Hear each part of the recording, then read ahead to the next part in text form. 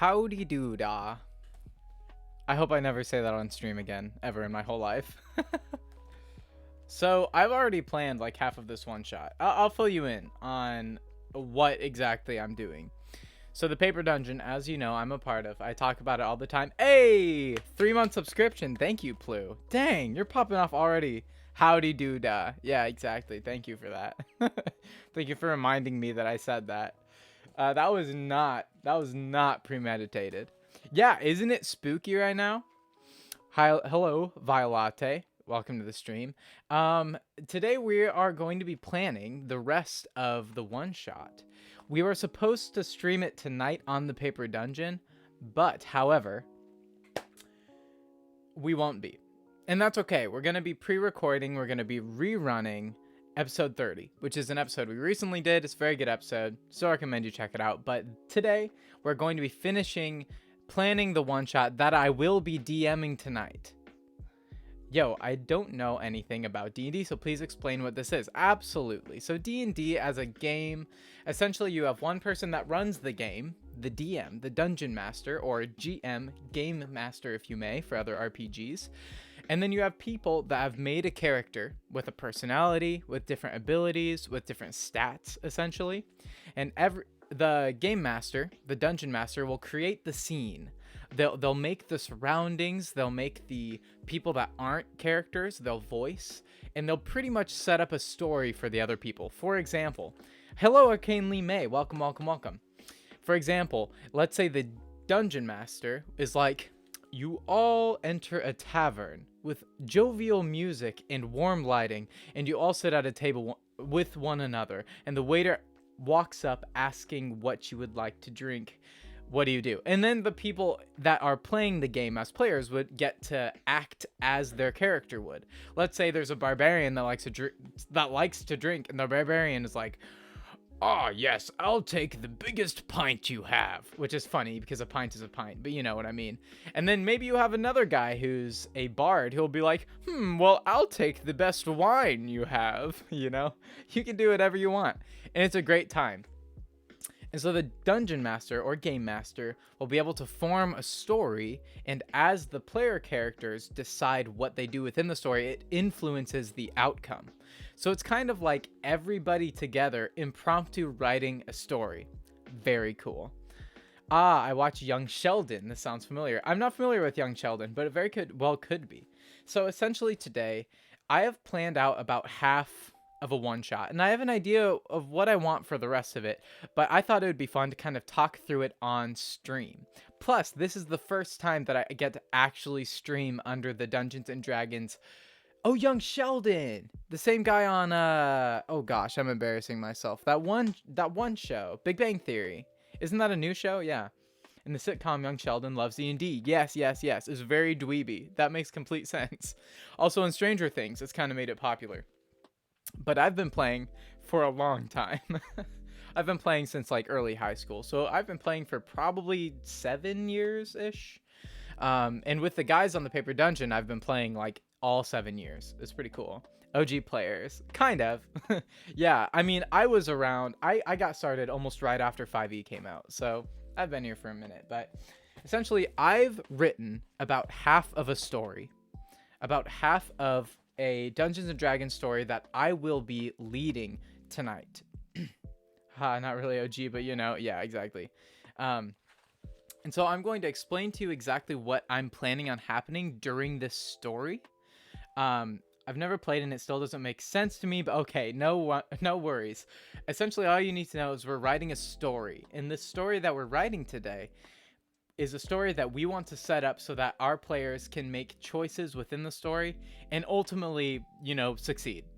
That's the goal. A one-shot is tough because how you traditionally play the game is you almost play in like chapters. Like every time you play together, it could be 1 hour, it could be 5 hours, it could be 12 hours, however long you want to play. Typically you'll play, but you won't finish the story. You might have different parts of the story that you resolve as you go, but really the story will overarch over many times playing together until the story is done. And so when you see people playing D&D on Twitch, they'll have episodes. And so the episodes will keep going and the story will keep forming as they go. Shifting Wolf Bork? Exactly. I wish I had a puppy here. Good evening. How am I doing? I'm doing really well, Shifting Wolf. Thank you for asking. Today we are planning a one shot that I will be DMing tonight. We're going to record it and then air it later on the Paper Dungeon. So I decided to go with a horror theme because I kind of have a trope where I'll play goofy characters or fun characters and then it'll shift at the end and or in the middle, and I'll do something really bizarre. Not something that's against my character, but something that the others didn't really know about. And so I'm kind of doing a similar vibe for my one shot, which is the first time. Good luck and have fun. Thank you so much. Since it's my first time, I'm doing something similar where I'm going to start off really happy and then it'll just turn and it'll just be horror for the rest of it. And I'm really excited about it. And so essentially, I just thought it would be fun to talk through on stream. And since I am a little bit new to DMing, I might want to ask some people about like what certain spells or abilities they think some of the antagonists in the story would enjoy. I know I can't say because spoilers, facts, but I'm your #1 fan. Lydia, thank you so much. Lydia is one of the people on the Paper Dungeon, so literally she would get so many spoilers because she'll be playing in this one shot. Thank you for stopping by, Lydia. Dragon Fume. Hello, Dragon Fume. Man, I already got to get a sip of water real quick. I have dropped my notebook. Bad things have happened. All right, I will retrieve my notebook. And after I retrieve my notebook off of the floor, I will give you guys a glimpse into what I'm thinking. No, I lost my sub. Doesn't time fly? It's crazy. Plu just subbed for their 3rd month. Isn't that nuts? Most important rule of D&D. Everyone, players and GM, needs to have fun. I love that B emote. Where is that from? Pride Uwu? I really like that emote. That's really cute. Yes, absolutely. I mean, ultimately, that's a goal for my one shot, because one shots are hard to construct just because of the time restriction and stuff. I kind of just want, it's from a Pride event from Twitch. Very sweet. I can't believe I didn't know about that. Essentially, I really just want it to be packed full of little events that don't take a lot of time, that ultimately ends in a nice little wrapped up story. So let me share with you what I have so far. Kind of how I'm doing it is a little unconventional, I think, as far as notes go, but it helps me a lot. I'm pretty much doing it in a list way. Yeah, that's a lot of text, I know. But I have little arrows, and each arrow that I put down in a list is another either element or event, and it all goes in an order. Now, I guess you could say I might be railroading a little bit, but I mean, take it easy because this is my first time really DMing one shot. So I'm going to give you guys an overview of what I'm thinking. Essentially, it'll open with a log cabin in the woods. And it's on the outside of a city. Don't have the name to the city. That's fine. And the lady that lives there is named Miss Butterdew is her name. Oh no, my laptop is about to die. Charge it, charge it. I always have mine charged because I never keep track of that. And so essentially all of the characters, there will be four tonight, all of the characters are essentially acquaintances of Mrs. Butterdew or Ms. Butterdew. And she has invited everybody for a game night with her son named Joy. So everybody's acquaintances. So essentially everybody arrives. It's a cozy laptop CPR. Exactly. It's a cozy home. You know, it's full of a lot of decorations and upholstery, but it's not very big. It's about one large room. That's a mix of a living area and a dining area. And then it opens up into a kitchen on the back left. And then in the middle, there is a bathroom. And then on the right, there is Ms. Butterdew's bedroom. And so everybody will gather around the table. And essentially, the first thing that they'll do is, you know, they'll introduce each other, whatever. But then the son, Joy, is going to say, since it's game night, let's play a game. And they're all sitting down, they're eating dinner. And the game that the son wants to play is describe yourself. and I think it's just a fun way to implement in the game a reason for the characters to describe themselves. So it'll be them describing themselves in character, which some people do, some people don't, but I kind of like it that way. I like when they're like, well, I got a vest on and all that stuff, and I do this. And so they'll go around and do that as if it's a game. And then they'll move on to a second game called 10 Questions. And let me think. I might change it to 8 questions because I think we will have 8 players tonight. Or 4 players tonight. So I'm actually going to change it to 8 questions. No, I'll keep it 10 questions. I'll keep it 10 questions because it'll be like 20 questions. Essentially, they move around and they ask questions. Like, is it about the object? And they're trying to determine what the object is. And they can either choose to ask a question or guess what it is. And so as they go around in the circle one by one, they'll be asking questions. It'll be fun, haha, like, is this it? And then it's no. And that'll be the game. And then at the end of that game, the child named Joy will essentially reveal that the thing the child was thinking was a dead body. Pretty weird, right? And then Miss Butterdew will play it off, ha ha ha, like, oh, you stinker, like, that's, that we have company and stuff. And then the little boy named Joy will say that they have to use the restroom. And then Ms. Butterdew will be like, okay, you know what to do. It's right there. You're okay to go. And then they'll go to the restroom. And then Ms. Butterdew will turn to the party and look frightened. And she's going to have a bit of exasperated breath and big eyes. And she's going to say, I don't have a son. It's watching. Please hurry. Go out the front, around the house, and down into the meat cellar.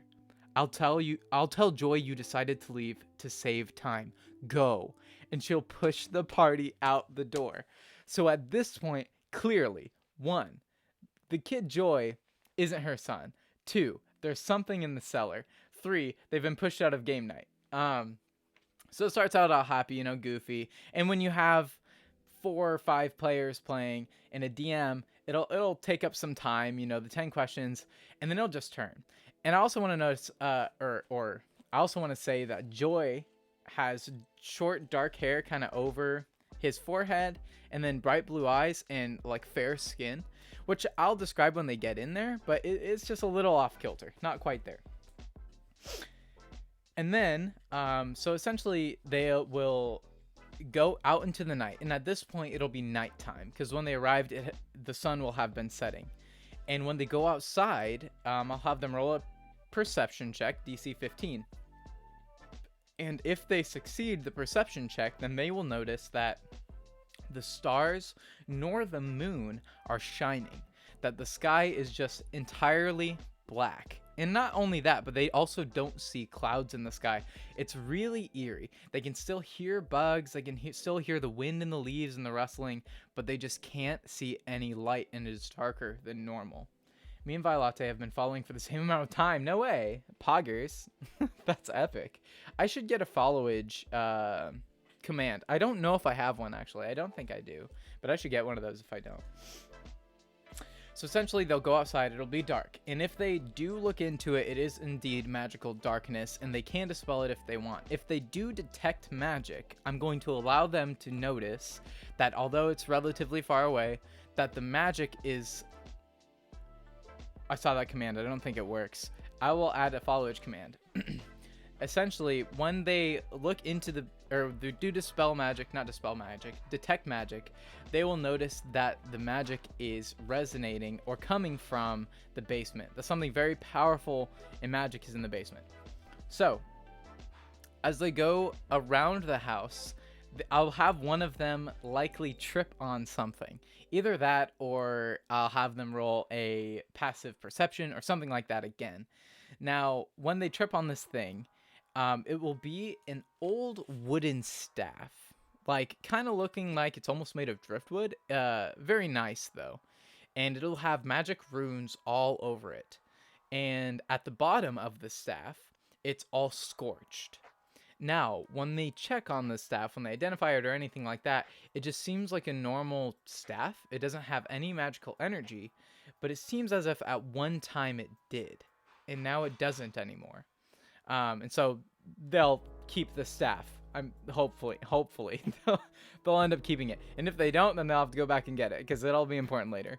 And so they go around to the back and they find 2 old wooden rotted cellar doors that are kind of like the ones that are like at a 15-degree angle from the ground, that open up into a stairwell that goes down, and they're rotted and old, and they have chains holding them together.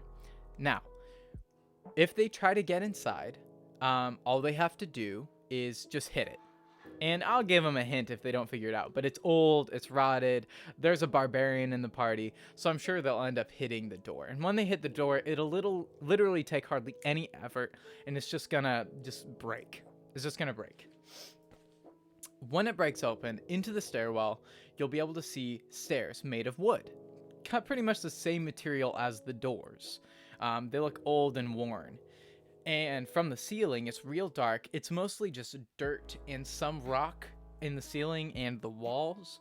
And there are chains and pipes hanging and protruding from the walls and the ceiling all the way down, as if it was either things were hanging on the chains, and it seems like the pipes and things are being used for the house. Hey, 5 bits. This is getting interesting. Thank you so much, Dragon Fume. I apologize if my widgets aren't working perfectly. My poor computer is working on it, but thank you so much for the 5 bits. I do see them. Cheering, this is getting interesting. Thank you. It really is. Just wait. And so, if they end up taking a step onto the stairs, because I mentioned that it's the same material as the doors, then I'm going to then the stairs will give way. The stairs will give way. And I'll ask Order, make a cup of tea to enjoy the spooks. Yes. Oh, you did? Oh, thank you. Dude, tea is honestly amazing. Somebody recently moved in with me who really likes tea, who has like their own like ingredients, like orange peels, and they make their own tea. They have nettle tea and everything, and I'm all about it. I love tea. I might have to get some tea for tonight. That's a good idea. Thanks for that, Shifting Wolf. This is why I need you guys. So essentially, if they step onto these stairs, then they will give way. And then they'll have to make a DC save of... I'll probably make it pretty high, because I kind of want somebody to fall. Having a cup of mint tea to help with digestion. Yes, mint tea is one of my favorites. It's so good. Let's see what I made it. Riding stairs, chains, step, deck save. I didn't put a DC on there. I'll probably make the DC like DC 18 or something. Like, I'll make it real hard, because if you step on the steps that give way, it's real hard to grab onto a ledge. And so I'll probably make it DC 18 or something. They're level 5, so they can probably make it. Maybe I'll make it a little higher. Nonetheless, hopefully they will fall down. Now, if they fall down through the stairs, then below the stairs there's just a pit of centipedes, and so they'll be experiencing centipedes crawling all around them. The floor will feel a little uneven. They'll be getting bit by these centipedes all over the place. They'll be getting in their clothes and their armor, and they will have to make a con save, and they'll take 1d8 piercing damage, or half as much if they succeed on the con save. Whoa, just chilly. Thank you for the resubscription for 3 months. You and Blue, man. 3 months. Oh, and do you smell like poo? I don't smell like poo right now. Yeah, I don't think I do. I think I smell pretty good today, actually. Thank you. 3 months, man. Thank you for that. I'll have to... Oh, just wait. Actually, I did mention... Literally, just chilly, your comment reminded me. Literally, when they get up to the door and when they break through the door, they can smell rotting meat in the cellar. Coffee or tea, better pick... Thank you for the 5 bits. Coffee or tea, better pick right one. Oh, listen. I drink coffee more. I really enjoy a good coffee beverage, but sometimes tea is just what you need. You know, it really depends. I know that's not a satisfying answer. I typically prefer... I'm starting to lean on iced tea as well. Or not iced tea. Iced coffee, hot tea. That's kind of where I'm going with it. Did you look at the laptops I sent you the other day? I haven't yet. Technically last month. Yeah, I know, right? It's been a while. I don't really check my notifications very often, which is probably pretty bad. I should get more in habit of it, but I absolutely will. I want to take those and put them in a list. I want to take recommended laptops and put them in a list so I can revisit them. So I will look at that after the stream. Reminds you that you smell like poop. Thank you. Tea all the way for me. Can't have coffee because I'll bounce off the walls, plus my gut will help me. Fair. You know, sometimes you just gotta take it mellow. So If they fall through the stairs, they'll fall into centipedes and get bitten and everything. And then the only way out will be to run out through the stairs. Like, hopefully, the only way out is them busting through the stairs into the room. And in the room, it has a bunch of hanging hog carcasses that are rotting. And there's some shelves, and then there's an old workbench on the back wall that's lit up by a little torch. And there's some old, utensils on there that are rusted, and there's a bunch of blood stains around it, as if this is where they'd butcher.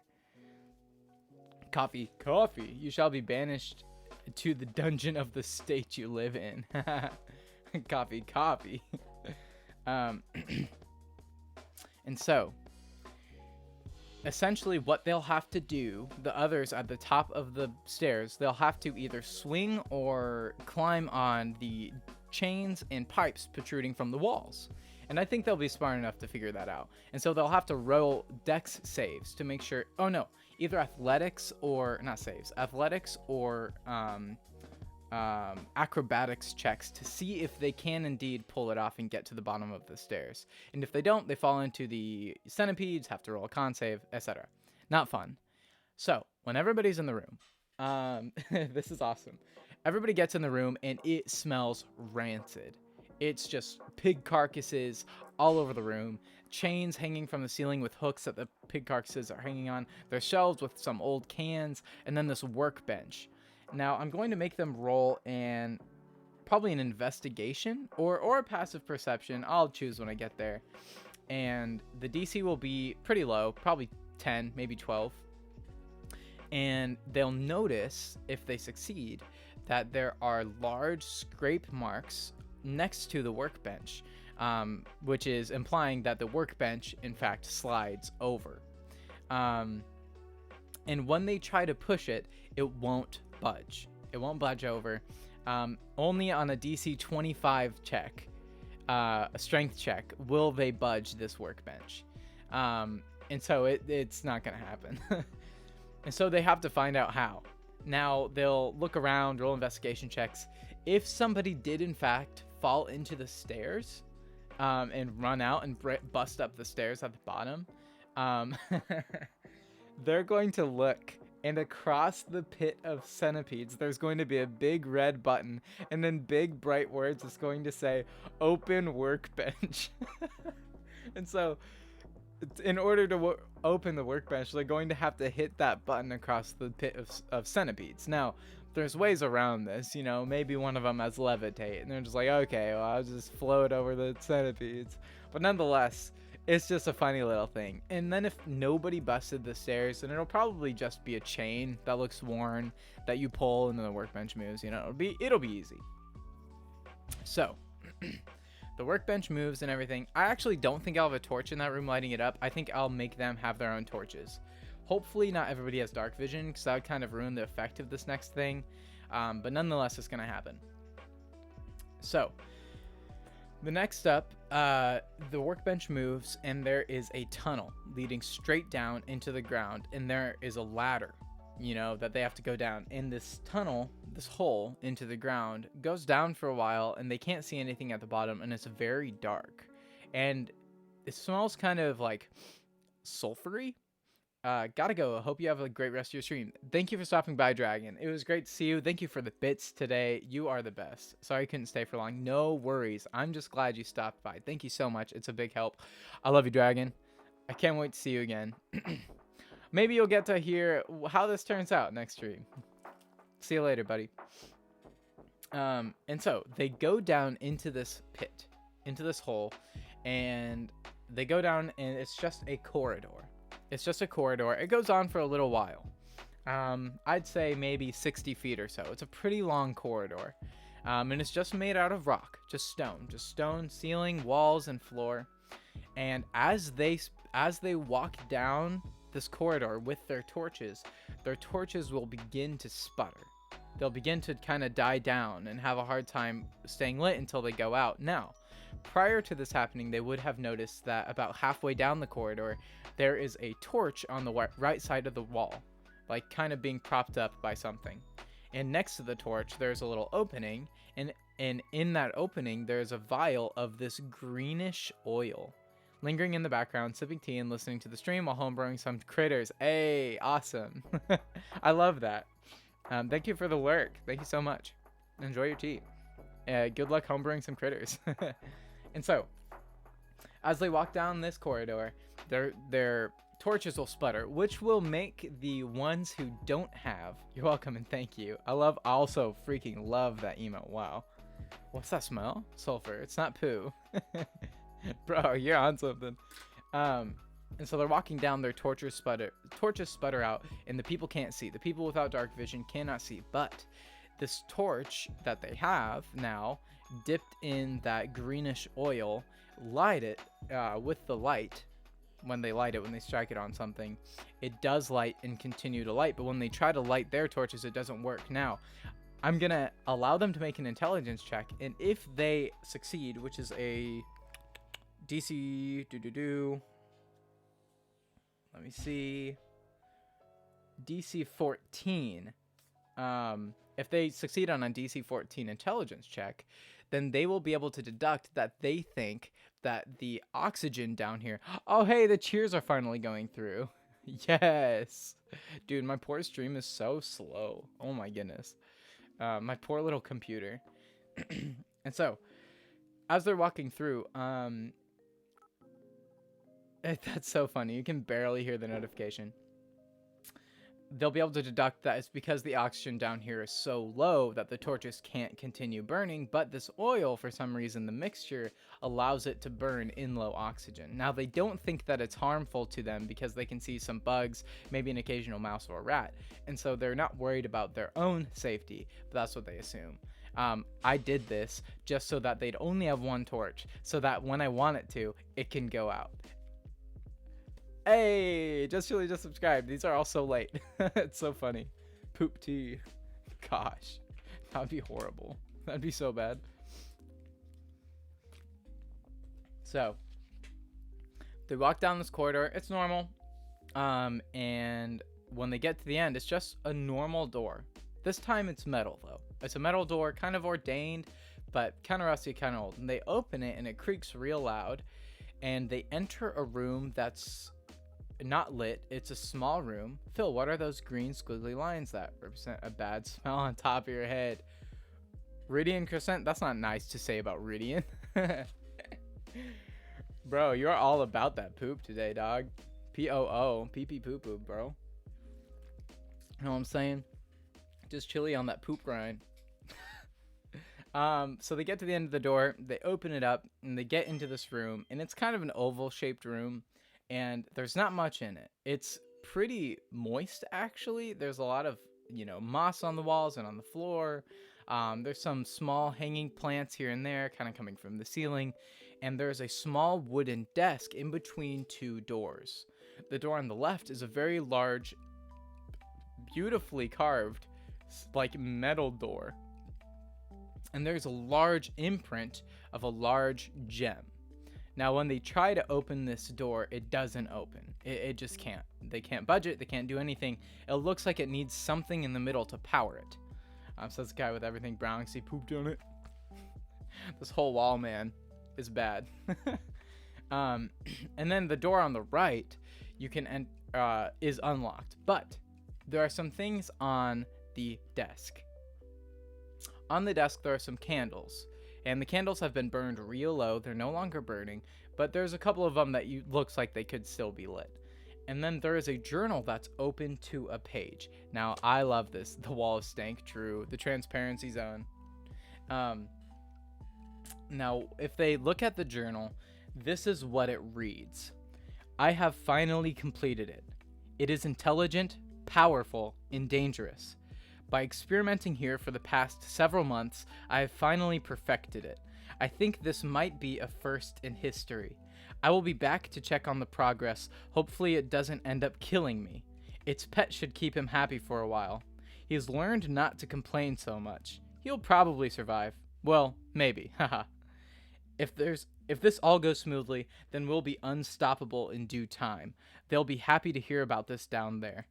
The transfer from the staff was actually pretty smooth. I could have died.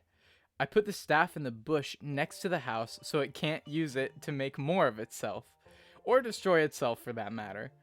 I hope I don't forget where I put it. At least I wrote it down now. Ah ha ha ha. See you later, me. Signed, Carnatus. Bye now. XOXO. And then there's a little heart, which I just think is funny. So this essentially brings context to everything. Kind of, almost. It's still a bit of a mystery. I also want to say that in this room, there are scorch marks everywhere. Some places look like they've been destroyed by ooze. Places on the walls look like they've melted. It looks like a lot of weird things have happened here. And then throughout the pages, there's no other writings in it. It's just a bunch of different sigils with what seem to be different effects. Some pages look like they have water damage. Some pages look like they have been somewhat burned. Some pages look like they're a different color. Some pages are icky, There's a whole bunch of different things and different sigils that it looks like this guy was practicing. Now, this text essentially kind of brings light to the staff. Apparently whatever that is, was made by the staff.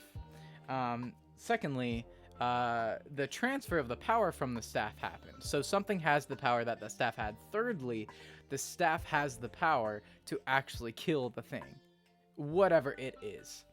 I also forgot to mention, I'm glad I'm talking through this because it'll help me, prepare for whatever is ahead. The door on the right, that they couldn't get into, or the door on the left they couldn't get into. The door on the right, that was just a simple wooden door with no lock. Above it, it just said BRB, no problem. Above it, it just said it's pet. And that's all it said. So, and if they search through the desk, they will find, let me look. They'll find several pencils. Some that are very run down, some that are newer. But they're all old, actually. And then random spell components, like random herbs, maybe a few, like, diamond, dust, whatever. It doesn't really matter how much money they make, it's just one shot. And then they'll also find 69 gold, just because it's funny. So they'll find that if they search the desk. But nothing else, nothing really else. All that's really there is that journal. So, they won't be able to enter the door on their left, which has the impression of the gem, but on the right, they'll be able to go through. And as they go through, the door creaks very loudly, and it is very dark in this room. Darkness is a normal thing. Hey, welcome back, Game On It. Hey, yay, the chat is working now. So, the door swings open, and it creaks, and the light from the torch sheds into the room, and they can see it's just a normal room, kind of like dome shaped or half circle shaped, and then they have one flat side, kind of like a quarter circle shaped. Sorry I had to listen to PDA entry of a dead person in Subnautica. You're playing Subnautica Poggers. Welcome back. Yes, I salute you. Good luck. And then with the light of the torch on the right wall, they can see a row of what looks like prison bars, and the stone around the prison bars looks stained, with some kind of liquid and some dark stuff. When they open the door, it reeks of urine and feces, and they can smell some they can hear some labored breathing, like like they can hear labored breathing and a little bit of shifting. And as they walk closer and arrive at the cell, they can see inside the cell a malnourished man with a gray beard and falling out hair. And inside the cell is just covered in urine and feces. It looks like this guy has been there for a while. Now, they'll probably bamf this guy with some healing stuff, I hope. If they don't, he'll still be able to talk. They'll probably be like, who are you? Essentially, this man... This is kind of where I've gotten to in the story. I'm going to explain kind of what I'm thinking from here on out. Actually, maybe I won't explain everything I'm thinking from here on out. I think I'm going to write it down and plan as I go, because I have an idea, but I kind of like to walk through it with you guys. So, essentially, this is the last thing I've written in my book, in my journal. Its pet door creaks open. Inside is a small dark room that stinks of urine and feces. Labored breathing is audible. Some cell bars flush to the right wall are visible, ground in front stained.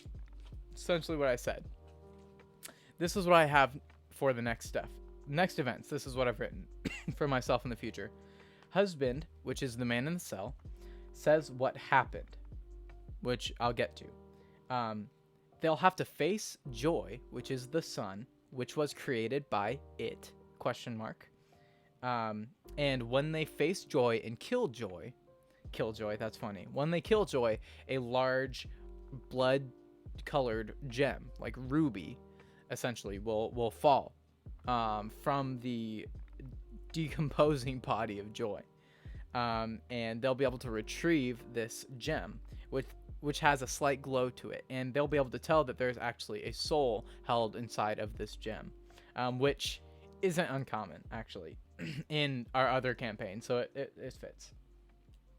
Then they'll be able to find a room. With that gem, they'll be able to push it into the door, and the door will open. Now, from this point... Oh, actually... Okay, I can still talk about this. They'll open the door, and inside is a larger room with a little, like, step up to a circular stage-like area at the back of the room. And there's not a lot in the room. Maybe some archways or something. I don't know how it'll look yet. But they enter this room, and there is a like electric red circle on the ground, and the circle is made up of runes. There's a bunch of small runes on the outside and then slightly larger runes on a smaller circle inside of that, and then a couple or even just one very large rune in the middle. And this rune on the ground, this very large red circle with like this electric blue, looks like it's surrounded in this like what would be the word, like moving, fluctuating, that's a good word, fluctuating, like force field of sorts. I don't want to use the word force field. I want to say it's shimmering. That's what it is. There's like a shimmering circle around it, and it's almost like pulsing. And they'll hear in their minds, "Ah, so you've killed Joy." That's fitting.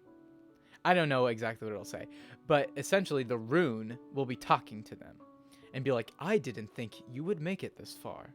I thought Joy could handle anything. I guess I was wrong. I still have more to learn." Essentially, I don't know exactly what he'll say, but the rune itself has volition.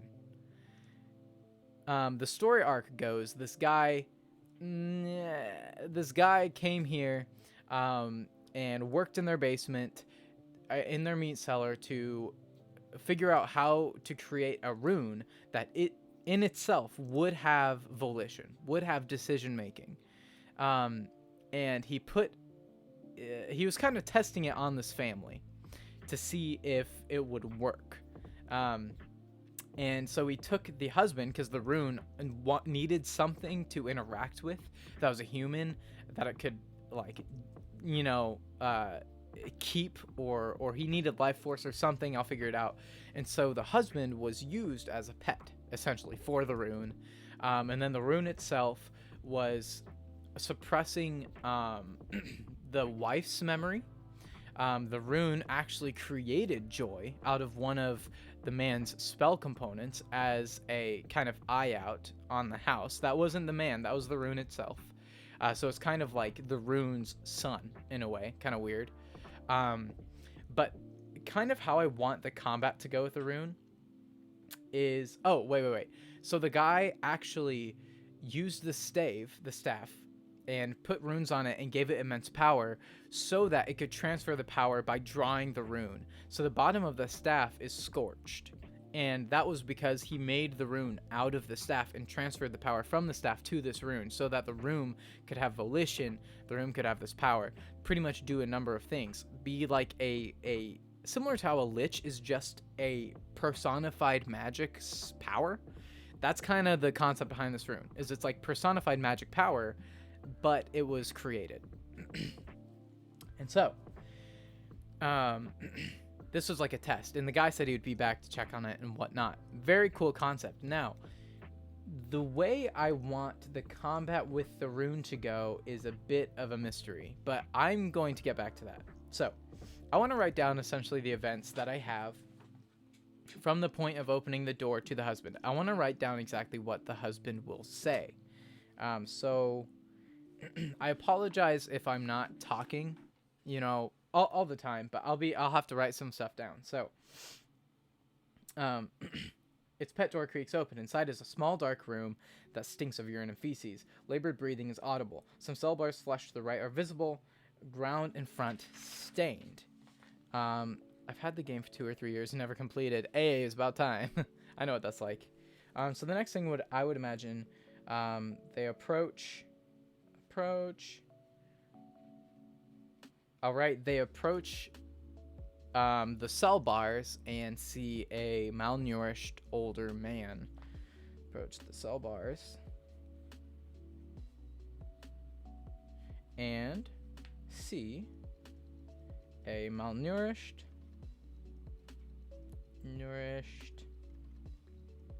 older man. And of course, I'll use more descriptive language. These are just points so that I can read them and in the heat of the moment not forget what's going to happen. This way I can be like, oh yes, and then this happens. And if I literally have to read it from the page, I will, because I'll be a little nervous. Malnourished man. The man says, after being healed or asked. And then in quotes, now I need to think about what the man would say. This will essentially reveal what happened in more detail.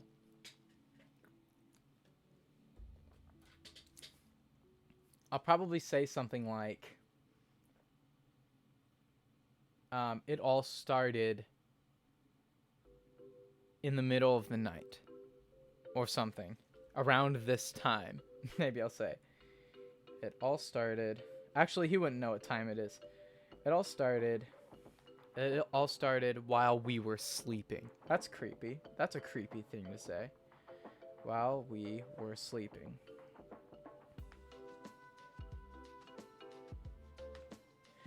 I woke to a loud noise. My front door has been kicked in. Yeah, how about, or my front door has been blown open by a loud eruption, I guess. I awoke. And I'll have good voices for these two. Maybe I'll work through those after we write it down. I awoke to...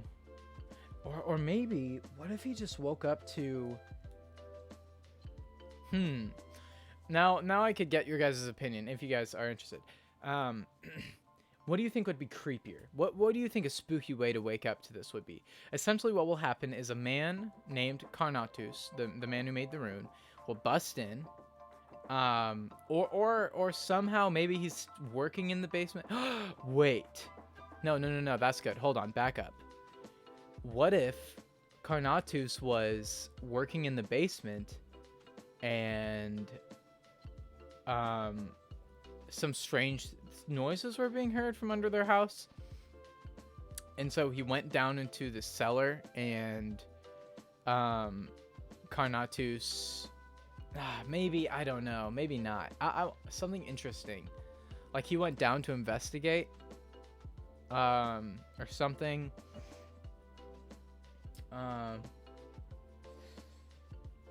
There needs to be a way where the wife, right, Ms. Butterdew, her memory is suppressed after this event, and the husband needs to be captured. Now, as far as the motive as to why the husband was captured, one, it could be because Carnatus, because he was a problem, or two, it could be because the rune needed a pet.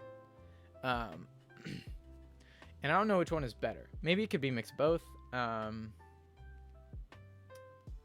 No. Maybe that can be the case. Maybe the husband is captured by Carnatus.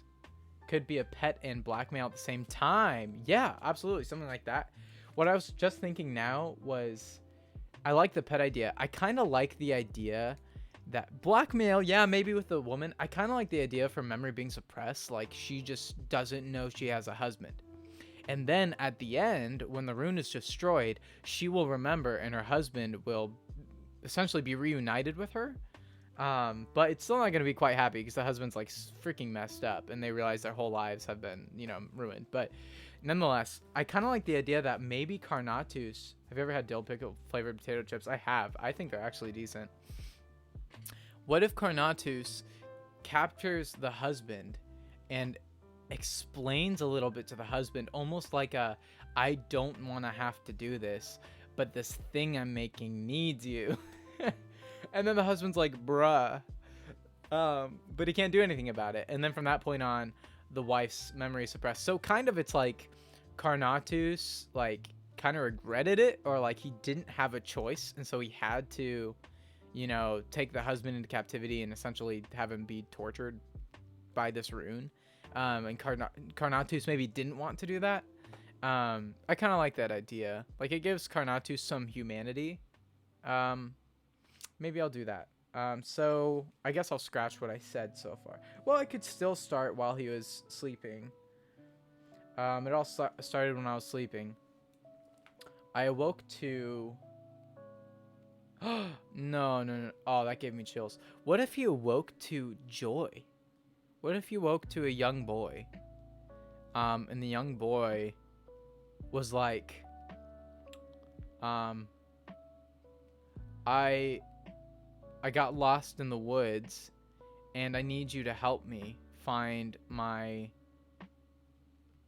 family, or I need you to help me find the people I was traveling with, or something like that. So he gets up to help the little boy, and then once he leaves the house, Carnatus essentially knocks him out, and then he wakes up under the house. That could be, that could work. It would just be like real strange that like joy was being used. So joy is an element of the rune. I kind of like the idea of it like joy was created on the rune's behalf. I almost like the idea of that happening. Oh, but to get in, you needed the ruby. So maybe the ruby was how they got in, but then, hey, 3 months, guys, that was the third 3-month subscription. You guys are popping off. Just got off work. Hello. What's up, Wander? I love your little emote. I saw that you made that. That's fantastic. Wander 130 coffee. Awesome.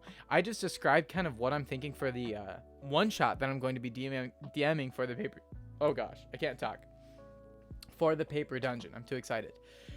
If you want to help with that, then I'm here. If you don't want spoilers, then this will be spoilers. But nonetheless, it'll be fun. I'm going with more of a horror twist, which not everybody knows.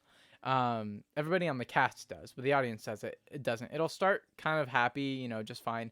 And then it'll take a turn. And it'll be like, oh, shoot. Like, this is freaky. So right now, essentially, this is the deal. A man named Carnatus arrived at this house in the woods, Ms. Butterdew and her husband, and he began starting experiments in the basement within some rooms that he created with his magic in their meat cellar, beyond their meat cellar. And he essentially was experimenting, and he managed to create a staff. And the staff had immense power, and the purpose of creating the staff was so that he could create a rune that had its own volition, that had its own decision making. And this rune in their basement ended up creating a child. Actually, prior to that, Carnatus had to capture the husband so that the rune had something to play with, essentially, because he was getting bored. So the rune was essentially torturing his husband, or her husband, and suppressing the memories of Ms. Butterdew, so she doesn't remember she has a husband. The rune ends up... Hey, Shifting Wolf, thank you for the follow. Hi, Gunter. Thank you so much for the follow, Shifting Wolf. I'm so glad you're here. You're such a pleasant person to have in chat, and I really mean that. It's so wonderful that you're here. Thank you so much. But essentially, why, thank you, B emote. I love that B emote. So essentially, this rune is using the husband as, I don't know, just to play with because it gets bored. And this Carnatus guy is going to be coming back to check on it to see if his experiment is working. And this is like the first time this has ever been done in his mind. I'm trying to figure out how to make a creature smaller than tiny. Oh man, that is quite the goal. Maybe minuscule. Yeah, that's pretty crazy. Like stat wise, that sounds fun. So like a bug or something, or are you thinking like a freaking virus, like an amoeba or something, or bacteria? That's pretty crazy. But essentially, what they'll have to do is go in atom-sized. Jeez, they'll have to go in, go to the basement. Oh yeah, the rune created a child named Joy who has been staying with Ms. Butterdew, and Ms. Butterdew knows that she doesn't have a son, so now she's being freaked out. She invites over the party for a game night with the son, and then when the son is in the restroom, she tells the party that there's something in the basement, she doesn't know what it is, and she doesn't have a son, they need to go check it out. So then they go to the basement, they do a bunch of stuff, they find a journal from Carnatus explaining some things, they talk to the husband who will explain more, and then they'll face off Joy, fight Joy, kind of, and then they'll get the ruby, be able to open the door into the rune room, and then they'll fight the rune, or talk to the rune, and destroy it, and then that'll be the end, after the resolution. So that is essentially the story. If I'm not mistaken, tiny still makes your character or creature 2 feet tall / long, right? I don't know. I don't know. I think there are tiny creatures that are the size of like a mouse, right? Like, or a rat, like, or a rodent. I don't know though. You should check that out. Like, I don't know if a normal sized snake is like a smaller like garter snake, let's say. I don't know if that's tiny or not. It's worth a look-see. All right, so he'll say it all started while we were sleeping. I woke to a young boy,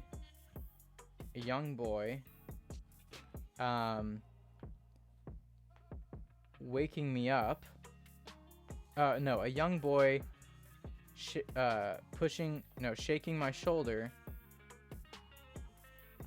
Shaking my shoulder.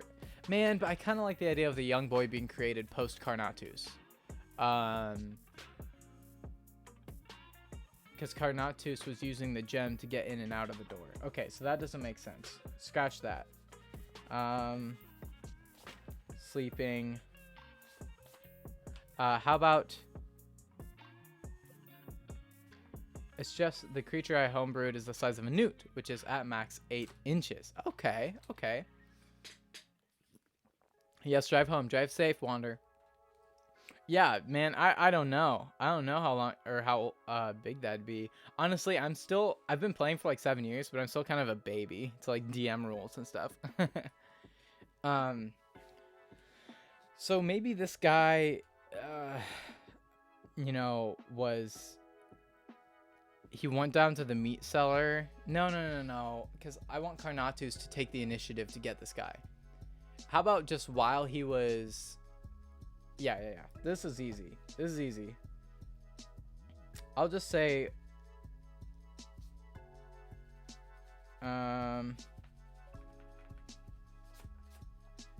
My brain was still derp on some English words / grammar uses. Yeah, drive safe. Safe? Honestly, I understand. I laid down for a little bit before this because I had a pretty busy day. Dude, tonight, let's hope I can hold it together. Shoot. We'll be not streaming, but we'll be recording for a bit. All right. So maybe the man is out doing a chore and Carnatus takes him out, or... No. This is better. He says, my wife was out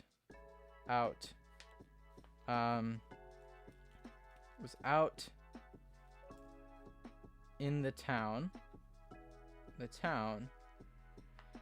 getting some supplies for a project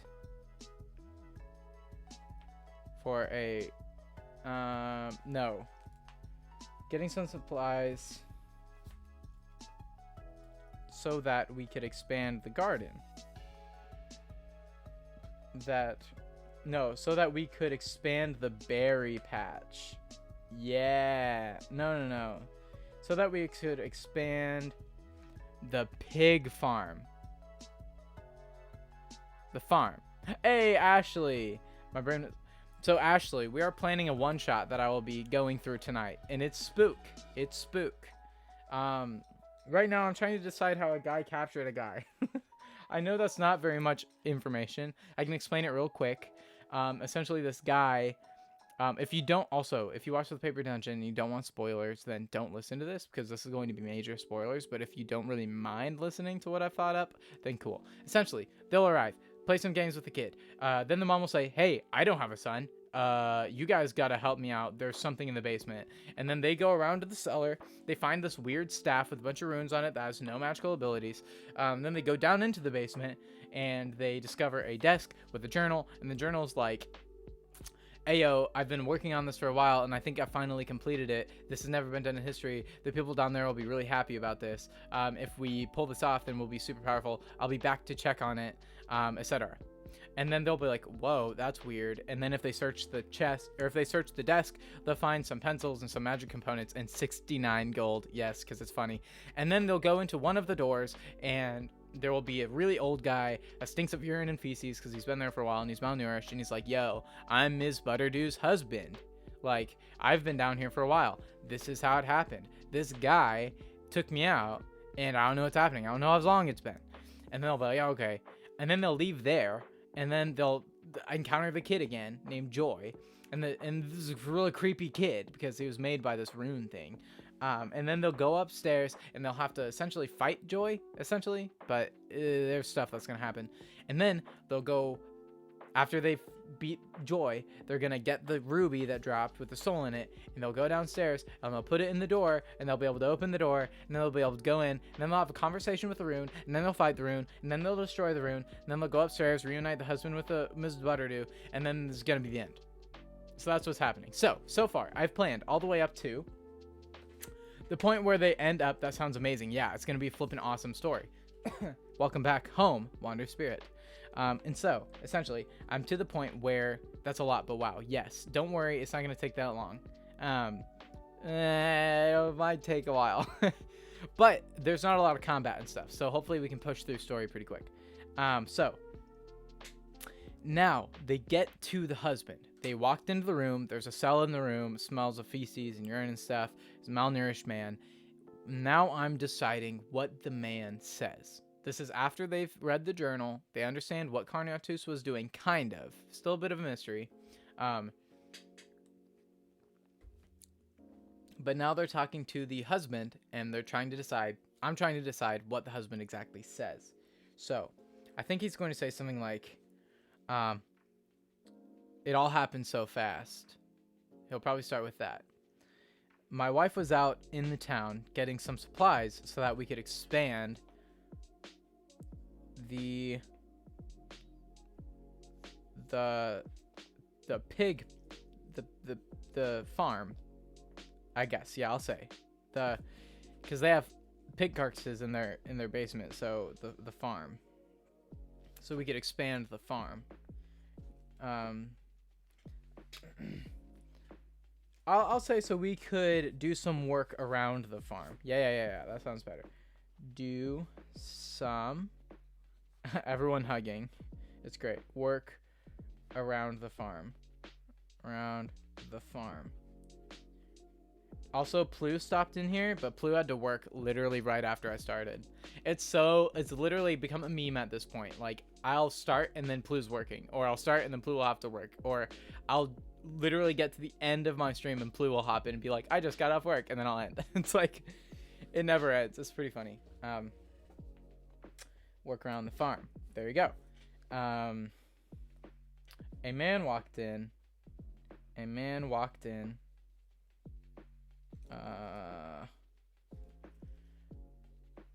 Walked in as I was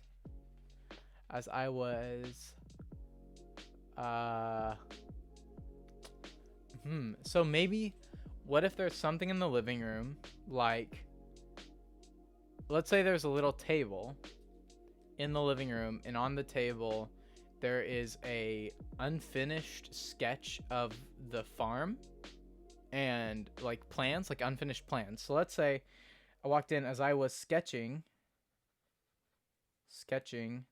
some plans for work, or for expanding the farm. Yeah.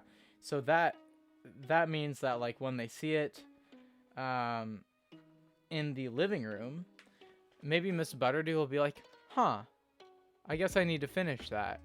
I honestly don't remember what I was thinking when I was writing it out, but it looks pretty good to me. Maybe she'll say something like that when they find it, because Miss Butterdew can't remember her husband, and her husband left something behind that was unfinished. And so if the party notices, then at this point they'll be like, oh, her husband made that. No wonder she couldn't remember. I think that'd be cool. So I'll do that. I'll stick that in there. If I remember, hopefully. So expanding the farm. And a man walked in as I was, he was a handsome man with a wooden staff. No, because this would be after. You have some really creative ideas. Thank you so much, Ashley. Isn't this fun? Literally the first like half of the stream, when I was just like describing the story I was thinking, I think it's a lot of fun to make this stuff. Like, I hope I get to do more of this stuff. Of course, very fun. Thank you. I hope I get to do more of this stuff. I am thinking that maybe someday on this stream I could do some D&D stuff. Like, literally the category for this stream right now is Dungeons and Dragons, which I haven't done one yet. And we of course have the Dungeons and Dragons, the paper dungeon, which is the Dungeons and Dragons stream I'm in. But I'm surprised at how much Dungeons and Dragons we're doing on this channel. I love Dungeons and Dragons. I guess I'm not that surprised, but I hope to do more in the future. Maybe, I don't know, some fewer D&D or with other streamers or whatever it looks like, you know. But if I get to hone in on this, you know, activity, if I get to hone in on the skill of like DMing and stuff, then I think it could be pretty fun. So we'll see what happens. He was a handsome man with a wooden staff covered in runes, which is a callback to the staff that they have. Covered in runes. He had a what do you have? He had like a robe kind of, but it was open. He had an ordained robe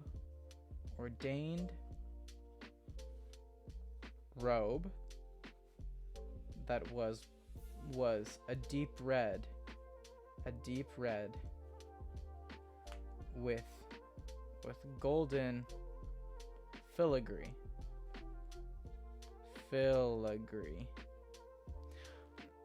I gotta go, but I hope the rest of your stream goes well. Thank you so much, Ashley. Ashley hugs everyone goodbye. Oh gosh, okay. I gotta hug Ash. There it goes. See ya, Ashley. Thank you for stopping by stream. I really appreciate it. This stream has been really good so far. I also like, I've had my hey, Scholar Jordan, heart. Thank you, Ashley. I've had I just hit my thing with my pencil. I have my viewers hidden now, which I'm kind of really enjoying. Like, I never know how many people are on stream, whether it be 2 or 7 or 20. Like, who knows? I kind of like that. I think I'm gonna keep doing that for like maybe ever.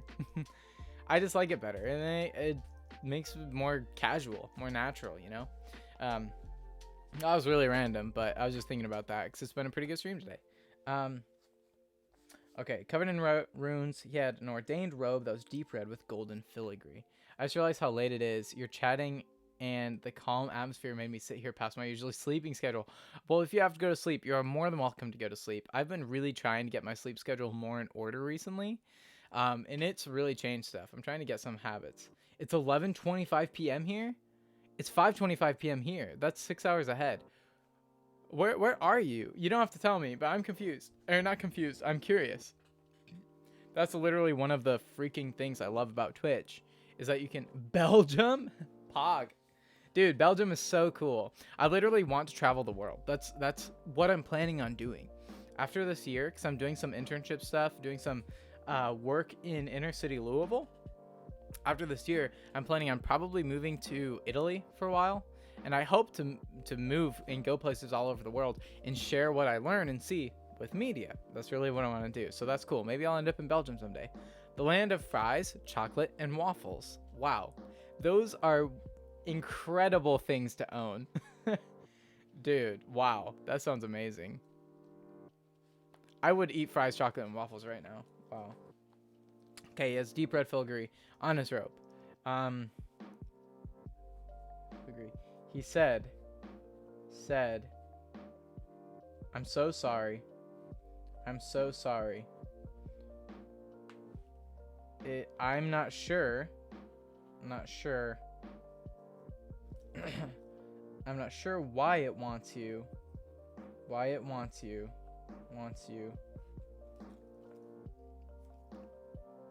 Wants you. You. But it does.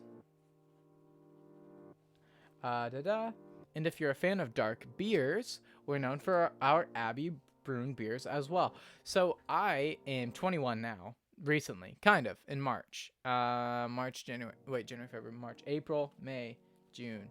So about 3 months. March 18th is my birthday. So almost 3 months I've been 21. I've had some beers. I'm not a big fan of beer though. It's not my best. It's not the best, but if I do go for a beer, dark beers are alright. So very cool though that you can like own that. I'm in like the bourbon capital of the world or whatever right now. I'll be lurking. Hopefully I'll be back before you end stream, but if not, bye. Thank you, Wander. I really appreciate it. I'll probably be on for a while longer. This planning is taking a minute. Plus, I still have to, by 7, which is in an hour and a half, plan the encounter with Joy, and which I already know how I'm gonna do that, and then the encounter with Arun, which I really don't know. So I'm just trying to finish the stat block before I head out. Yes. I'm totally cool if you just vibe until you finish the stat block, and then you're more than welcome to vibe out. No worries. Okay, let's finish this conversation with the guy. He said, I'm so sorry. I'm not sure why it wants you, but it does. Don't worry. Don't worry.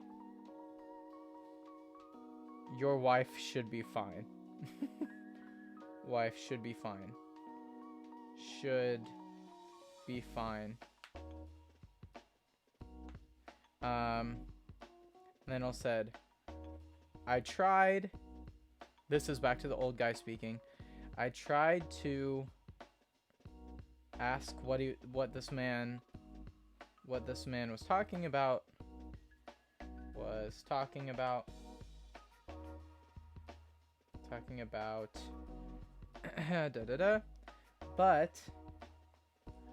But he held his staff forward.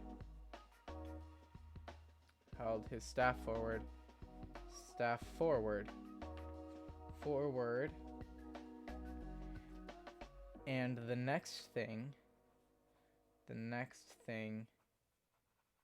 I can remember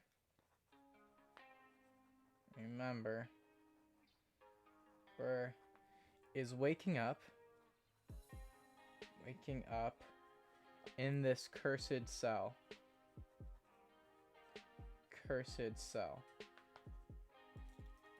Okay, so far so good. That's pretty darn good.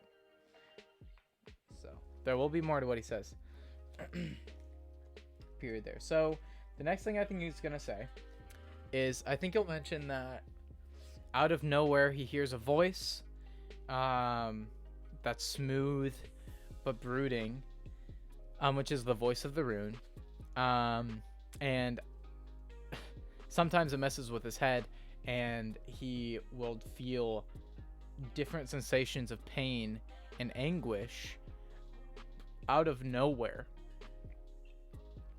I think, and when he feels like he is going to fall asleep, something keeps him awake, maybe. like when he's being tortured. I don't know how exactly I'll say it. And then I think he'll mention Joy too. A little while ago, or just a few days ago. No, maybe like he can't tell days. A little while ago, this blasted kid named Joy shows up. Yeah, I'll get there. Here, I'll start with every now and then. No, I've been alone. I haven't seen anybody since. I'll say that. I haven't seen anybody since. I don't even know where I am. Anybody since. I don't even know where I am. Know where I am. I am. Every now and then. Every now and then. If I had an overhead camera that I could show you guys what I'm writing, I would totally do it. Every now and then, I hear a smooth, brooding voice. Okay, should I have the rune sound more smooth and brooding, like, so, you found me, or whatever it is? Or should I have, like, so, you found me? Like something more like that. One of my fears with that second one is that I can't really vocalize it well. Like, so, you found me. Is that too quiet? Unless I do it close, like, so, you found me. Like, if that sounds alright, then maybe I could have him be that voice, but I kind of want to have a conversation with them. Maybe I'll just say in a dark voice. And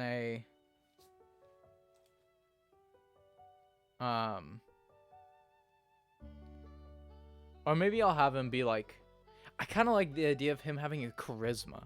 Like this, because like if it's all spooky, it's almost implying that it's some like weird magical ethereal thing. But if it has more of a natural voice, it's almost like it has more knowledge, or like it's like it's charismatic. It has personality. I kind of like that more actually. So sometimes I hear a brooding voice in my head.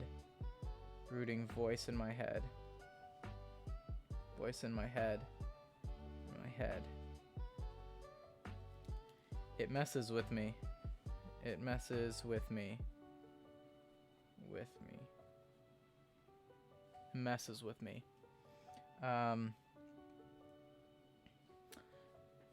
I'll feel pain out of nowhere.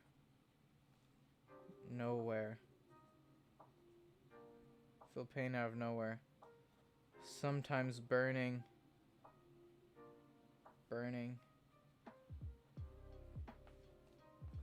Sometimes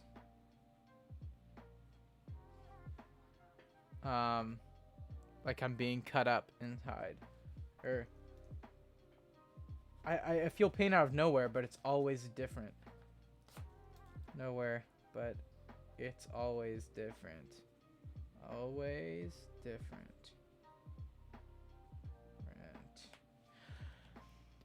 I just snorted. The critter has a whopping 7 health. Oh no. Literally somebody will step on that thing and it'll just die. I hope it has a voice. I hope it talks to them. I mean, if it doesn't, that's fine too. But that's just so fun. I freaking love little NPCs. They're like one of the best things you can add to a game. Is like a little guy that can travel with them or talk to them. It's the best. Always feels different. He's almost done talking, but it always feels different. And that blasted kid, no voice, is basically a Fae parasite. Ew. Dude, the Fae is messed. Dude, the Fae is so whack. That's pretty epic though. Is it like a leech, or did you say it was like a salamander kind of? That's pretty cool actually.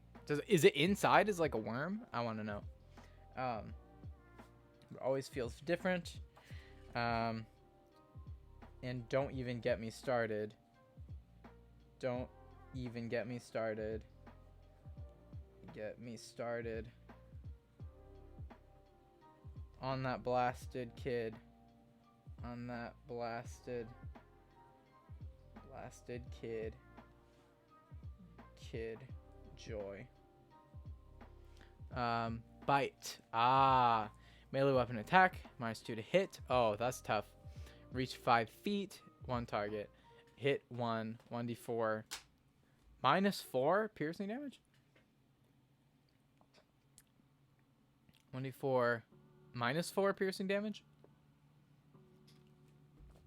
I don't think that's what you meant, did you? It's a newt that preys on people sleeping next to rivers and will crawl into their mouths and nestle within their stomachs. Ew. A strength of 2? L. So yeah, the modifier for that is -4. Bruh. That is gnarly, dude. That is gnarly. Gross. So it's like in them. How do they get them out? How do they beat these things? Do they have to like throw up or something? Or just wait? Or magic maybe? That sounds really cool though, actually. I'm making a Celtic monster manual. Just following Celtic lore. Dude. No way. One of the buddies in our stream is all about lore. I have something that he has that you would absolutely love, and I would love to see some of the stuff you make. You could find me on Discord maybe and message me there. Send me a whisper if you have anything available, or if you want to share some of the stuff you're working on currently at 164 pages of stat blocks and lore. Are you kidding me? So you're fully determined to get this thing published, I'm assuming. Oh yeah. Okay, sick. Well, I'm going to do all the critters. Holy cow. That sounds fantastic. Well, if you get this published and stuff, I am certainly somebody who's interested in that. I'm halfway down the Irish mythos at the moment. Oh my goodness. My friend Aaron would go all over this. Also, you know, who knows? We got a little stream. We don't have a lot of followers, but we're growing steadily. So if you ever want some exposure, we might be able to help you out there. Just in a little bit. Just in little ways. Do you have a link to your Discord? I do. I do, in fact. Discord. Yeah, it's a happy little Discord. We have a little family on there. There you go. So you could either message me with it, or you could drop it in D&T Talk or self-promo or whatever you'd like. I am more than happy to talk to you one-on-one.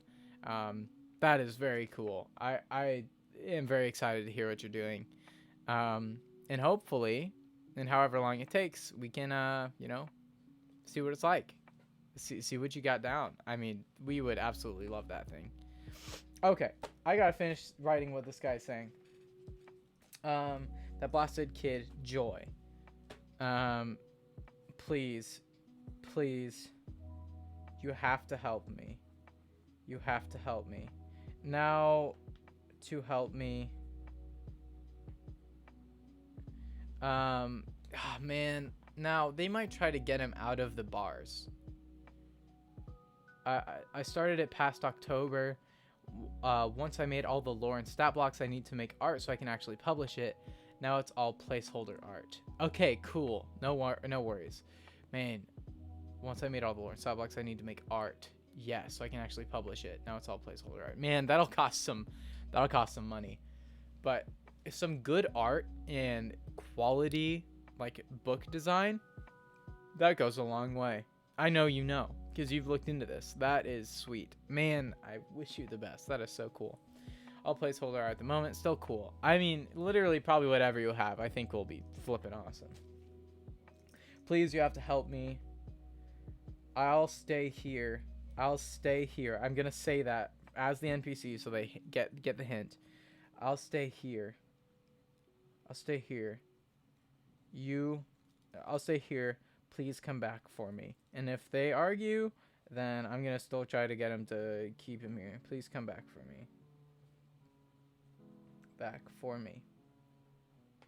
For me. So essentially what I'm thinking. Oh, hey, thank you so much for the raid. Let's see. The Short Rest Tavern. Thank you very much. I really appreciate it. Greeting travelers, greeting Dungeoneers. It's so great to see you all here. I popped to a D&D talk. Thank you so much.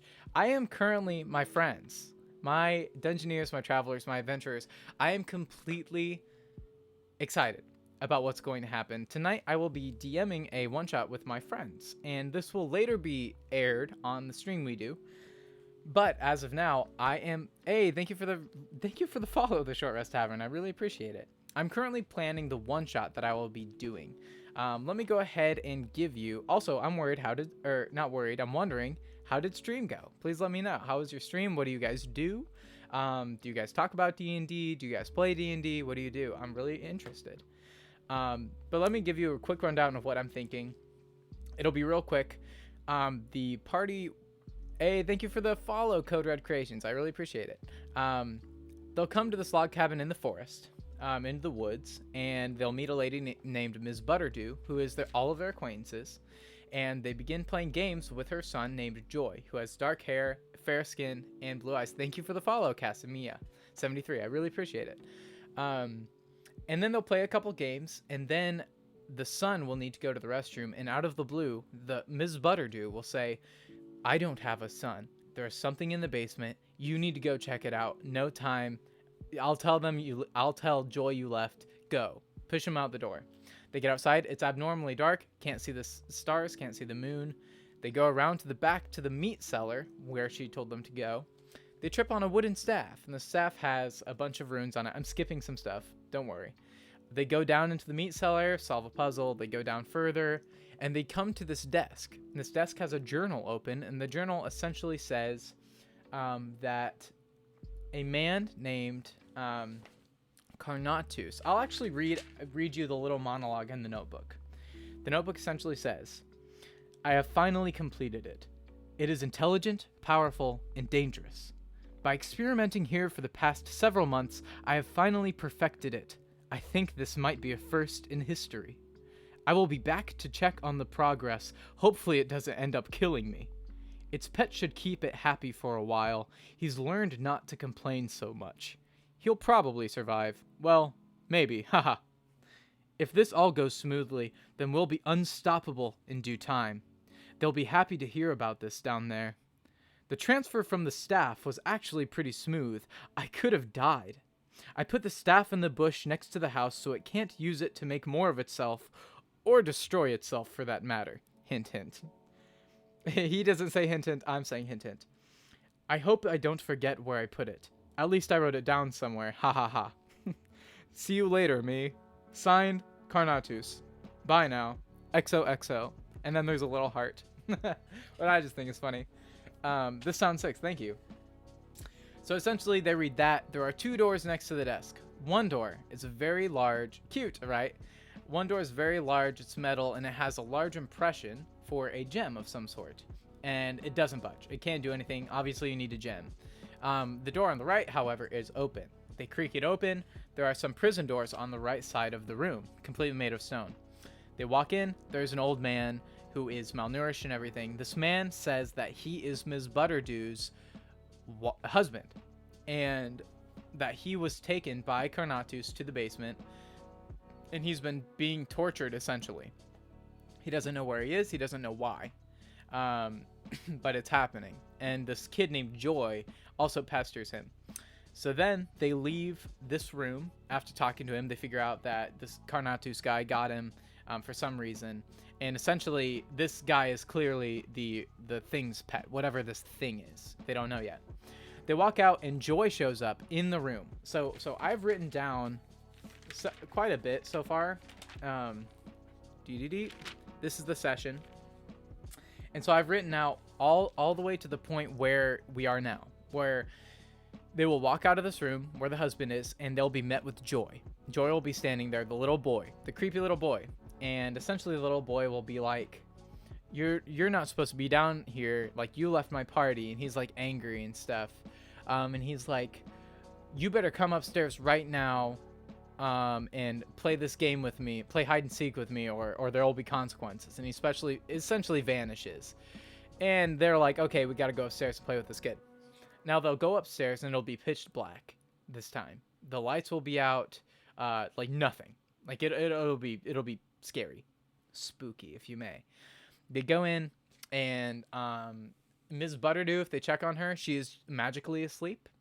She cannot be woken up in her bed. And they notice that the ladder, the pull-down ladder to the attic, is now pulled down, implying that, Joy went up there. Well, stat block has been finished and added to the project, so I'm heading to bed. Shifting Wolf, have a good stream and even better D&D session later on. Good night, everyone. Thank you so much, Shifting Wolf, for the follow, and good luck on your project. That is so cool. Hug, Wolf. I'm giving you a hug. Literally, that's so cool. For those of you who are here from the raid, Shifting Wolf is making... We're currently running through Candlekeep Mysteries. Cool. I'm not familiar with that one, but man, that sounds really neat. Candlekeep Mysteries. The name alone. That sounds amazing. I would love to check you guys out. That sounds great. Shifting Wolf is literally working on their 164 pages and creating a monster manual that follows different kinds of lore. Very, very cool. From different regions of the world. Very cool. I really wish them the best. I hope to see it later on when they're finished. We've met a lot of cool people today. I would love to check you guys out, Code Red. That sounds fantastic. How many episodes are you in, by the way? I'm just curious. It's a series of one-shots for WOTC. What is WOTC? I know I sound like a pleb. I've been playing Dungeons and Dragons for years, but I still feel new to it in a way. 8 episodes. Sweet. So you guys are just getting started, kind of. From Wizards of the Coast. Duh. Yes, absolutely. Wizards of the Coast. Very cool. Series of one-shots. Don't worry about it. That sounds really neat. Yeah, that sounds fantastic. The D&D stream that I'm in, the Paper Dungeon. Here, I can drop it here if you're interested. I'm with you, Follow. I've only been playing D&D for a year-ish, though. Yeah, right? It's like a never-ending thing. Like, there's always more to learn, always more to do. It's really neat. We just finished our 30th episode. We'll be rerunning that tonight, actually, while we record this one-shot that I'm planning now. And I got like an hour and 10 minutes to finish planning this thing. So I kind of got to hurry. This is like my first, I've DM'd before, but this is my first, official, I'm DMing a thing. And I'm pretty excited about it. I think it'll be good. So they talk to the old man. That's where we are. They talk to the old man. They leave the room. After that, leave the room. Man, I wish we were live streaming this tonight, but we just can't. The one who usually streams, that character artwork looks amazing. Oh, you guys, you're looking at the... Yes, we paid for that. Pocket Chicken at Pocket Spectre is, with an underscore, I think, is what they're known as on Twitter. But their name is Pocket Chicken. They do great work. Fantastic. Yeah, it's really coming along. The story has gone along places. We literally just defeated the main boss in the first arc. So I think we're I don't know, a third of the way through the entire story. Maybe less, maybe a quarter of the way. We're planning on doing this story for 100 something episodes. I bet 120 will be kind of our goal. But we'll see. We'll be doing it for a while. We only do it once a week, but once all of our schedules free up, we're hoping to do it more, but thank you for complimenting the character art. I play Edward and Fellows on the show, and he's the half elf with the purplish vest and the golden swirls. That is him. So that's who I am. Yeah, it's pretty cool. So they leave the room, and are met by Joy. Our boy Edward. That's what's up. Essentially, Joy will then say, "You're not supposed to be down here, and you left my party." say, you're not supposed to be down here, and you left my party. Do. And you left my party. You better come upstairs.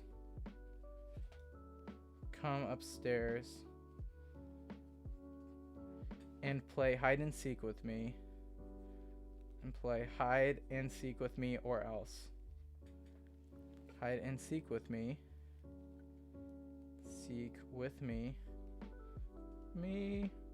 Or else. Bye. And then Joy vanishes. And the door, let's say Joy vanishes, and the door to the corridor opens. And door to corridor opens.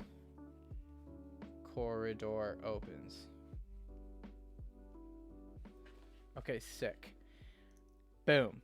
I love hide and seek until there's creepy things like dolls or ghosts involved. Exactly. That's what this will be. Now, check this out. This is literally what I'm planning the fight with Joy to be like. They go upstairs. The house is dark. They probably go check on Butterdew, or they call for her or whatever, but she is magically asleep in her bed. She cannot wake up. She is just stuck there. And when they go up, they notice that on the far end of the living room, the ladder going into the attic that was a hideaway ladder is now pulled down. And so there is an entrance into the ladder, and there's a very faint glow, warm glow that's kind of flickering coming from the attic. And so then they'll go up into the attic, and the only thing really in there's some pillars and some old crates and things like that. But the only thing in there is a toy chest on the other side of the room. There's some old, stuffed animals and toys scattered throughout the attic. It looks like the dust that thickly lines the floor has been disturbed around the toy chest. And there are little footprints leading to the toy chest. And the chest literally says toy chest on it. And so then they'll assume, oh, Joy is hiding in the chest. So they'll go up to the chest, and guess what the chest is? It's a mimic. They'll check for traps and stuff. I'll have to look into what happens, but the chest is a mimic. So they've been memed. They've been memed pretty hard. And then they have to fight this mimic. Ha ha ha. And maybe it'll go quick. I hope so. And then they'll go back downstairs, and they'll hear a giggle. Oh gosh, I just got chills. They go back into the dark room, and they hear a giggle. Joy's giggle come from, oh gosh, it flipping creeps me out, coming from Butterdew's room.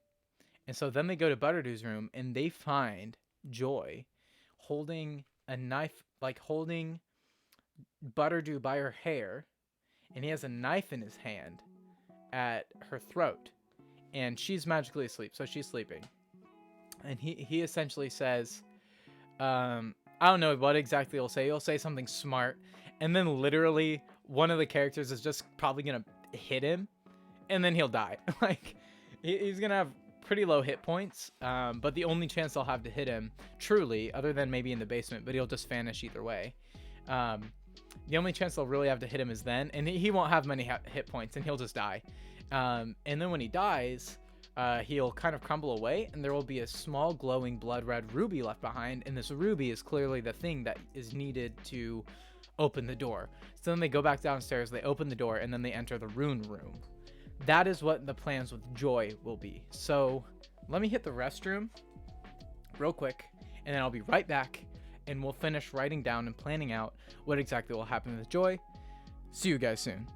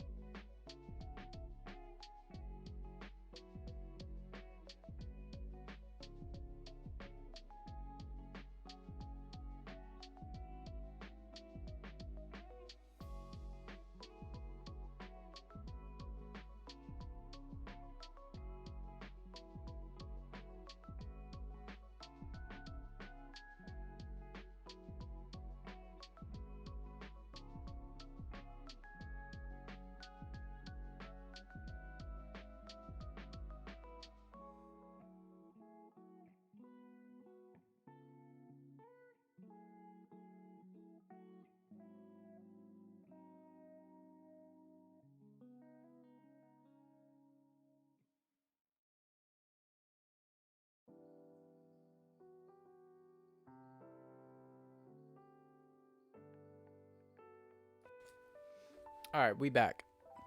Let's finish planning this thing. All right, we got about 1 hour. I think we can do it. Because from this point on, it's pretty easy. So, Joy vanishes, and the door to the corridor opens, implying they have to go upstairs. The rest is pretty easy. Regarding Joy, go upstairs. Stairs. Dark house. And then they notice, let's say they can hear snoring. Well, here's the thing. Should I lead them over to Mrs. Butterdew? If I lead them over to Ms. Butterdew, they'll probably try to do something with her, you know, because I'll be implying that they need to go over there. But I won't do that. I'll say dark house, doors closed. Yeah, I'll say that. Doors are closed. And then the pull down ladder to attic in living area is pulled down. So that's a thing. And then they climb ladder. Also, there is a faint light coming from the attic. That is also important. Faint light coming from attic.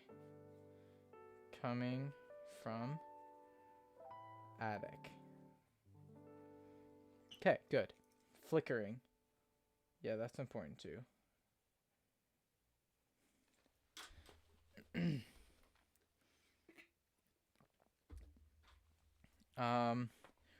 I'm also gonna say they can hear Joy's giggle come from the attic, because that's also scary. Hear Joy's giggle from attic.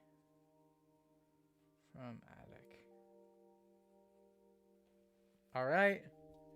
If they check on Butterdew, her door is locked. I'll say that. If they break in, she's magically sleeping. It's a good idea. Joy's giggle from the attic. Go into attic.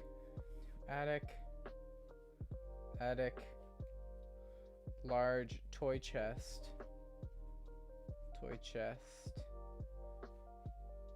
Other side. Toy chest on the other side.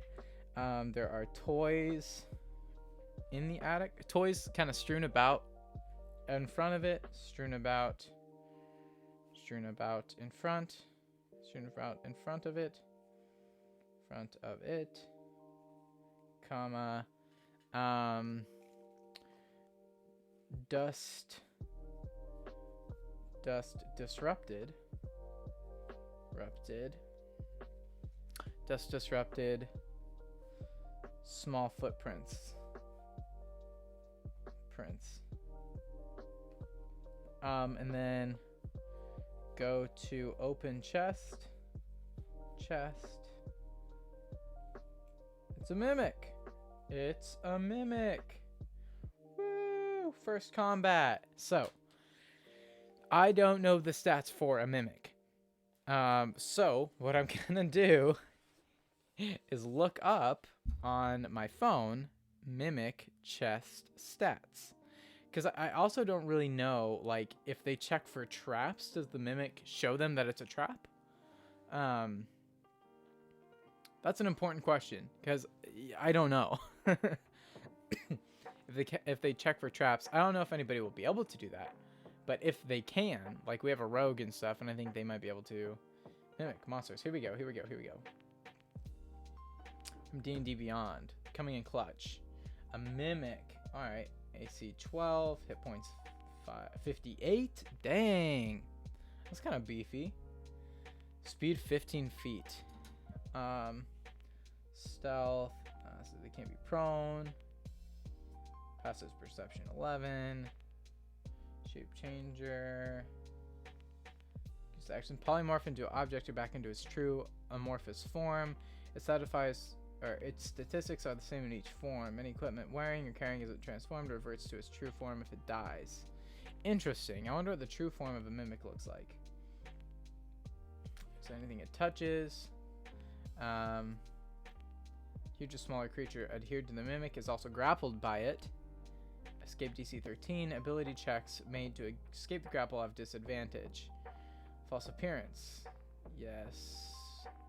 Indistinguishable from an ordinary object. The mimic has advantage on attack rolls against any creature grappled by it. Okay. Action Pseudopod. Melee action. +5 to hit. Reach 5 feet, 1 target. Hit 7. 1d8 plus 3. Hit 7. 1d8 plus 3. Oh, gotcha. If the mimic is in object form, the target is subjected to its adhesive trait. Bite. Melee weapon attack. +5 to hit. Okay, cool. Imitative predators. Cunning hunters. Alright, cool. I'm wondering what a mimic looks like apart from their form. So I'm going to look that up. Mimic, natural state. And I'm going to see what the images look like. Because I'm curious. I wish I could show you guys, but I can't yet.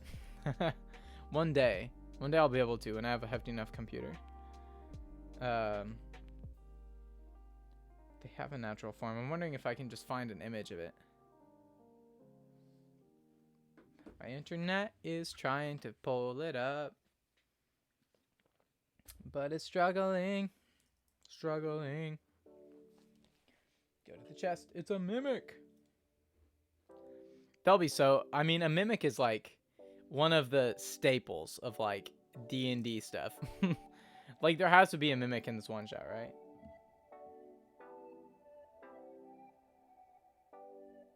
Yeah, I'm not seeing pictures of. Hey, Devil Maid, hello. Yeah, I'm making a mimic. What I'm looking for right now, I have the stats, but I'm looking for what a mimic looks like in its natural state, because this says that it actually reverts back to its natural state after being defeated, or it can decide to turn back into its amorphous form, in its true form. And I have no clue what it looks like. I guess I could, once they kill it, make it into its amorphous form, and just make up what it looks like. I would imagine it looks kind of like glistening and like purplish, you know, like a humanoid. That's what I'd imagine it looks like. But man, I have no clue. I still don't understand this, but cool. Yeah, Violet, you're just vibing. Look up D&D mimic true form. True form. That would be a great way to put it. Cause I put natural form, but I couldn't find it. D&D mimic true form. So Devil Maid, currently we've been planning this one shot for a while now, and I'm getting to the end of it. Oh, that's pretty gnarly. Oh, that is sweet. Hold on, I need to get the images up. I put natural state and that worked for me. Okay, cool. Okay, let's see what. Yo, that is gnarly. Ew. That's gross. It's like, here, let's see if I can show you guys with my phone real quick. I don't know if I don't think I can. It's like globby. It looks like dough or something. That's pretty that's pretty gross. Ew. How do I even describe that? How do I even describe that thing? It's so ratchet. Melted ice cream with bad teeth. Yeah, honestly, that literally is what it looks like. All right, so essentially, they go up into the attic, hearing the child's voice. It looks like the child hid in the toy chest. They go to the toy chest. It's a freaking mimic. I will have the stat block pulled up on my phone. Stat block pulled up on form. Wow, I can't speak. Stat block pulled up on phone. Pulled up on phone. And I'll probably screenshot this real quick. Mimic +12. No, I'll just keep it open like this.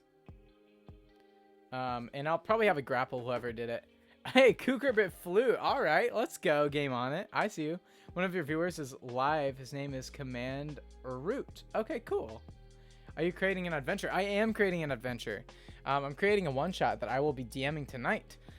We will be pre-recording it, but it will be airing on the Paper Dungeon, which is the D&D 5e campaign that I'm a part of, the Paper Dungeon. All right, you redeemed Cougar Flute. I'll do it just for you. Game on it. Just for you. I did not expect that at all today. All right, let's see. Let me put a pause on this. It's just you and me. I gotta give this a stand. Ready?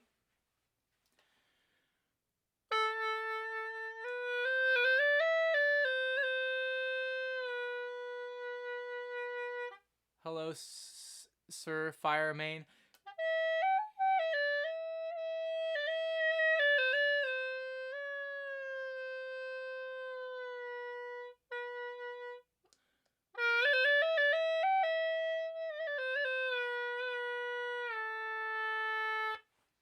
You're welcome, Game on it. Thank you for redeeming Cougar Flute for 1200. I appreciate it. That was for you. Was that one all right? Was that a good one? Was that a good one? I need to like write an original. Hey, you're welcome. All right, bring back the lo-fi. Greetings, Sir Firemain. This one shot that I'm creating will be one of my first ever DM'd. Hey, thank you for the follow, Sir Fire. I really appreciate it. My widgets will appear. It'll just take some time. Don't you worry. You'll be able to see your chat soon up here in the transparency zone. But today I am putting together pretty much my first like one shot. This actually, now that I think about it, it is my first one shot. So that's pretty exciting. We'll be pre-recording it tonight and then doing it on the Paper Dungeon. So I'm pretty excited. I could give you the rundown real quick. We got about 15 minutes to finish this up. So I'm rushing. You know, I'm already practicing my DM things, which involves preparing for the session right before the session. DM, you're a DM devil maid. Very cool. I'm definitely more of a player. I've been playing for like 7 years. And with the guys on the Paper Dungeon, we've been playing together for like 7 years since I've really begun. So very cool. But I have mad respect for DMs. I think it's a really cool thing. I think if I really put my mind to it, I could be a decent DM.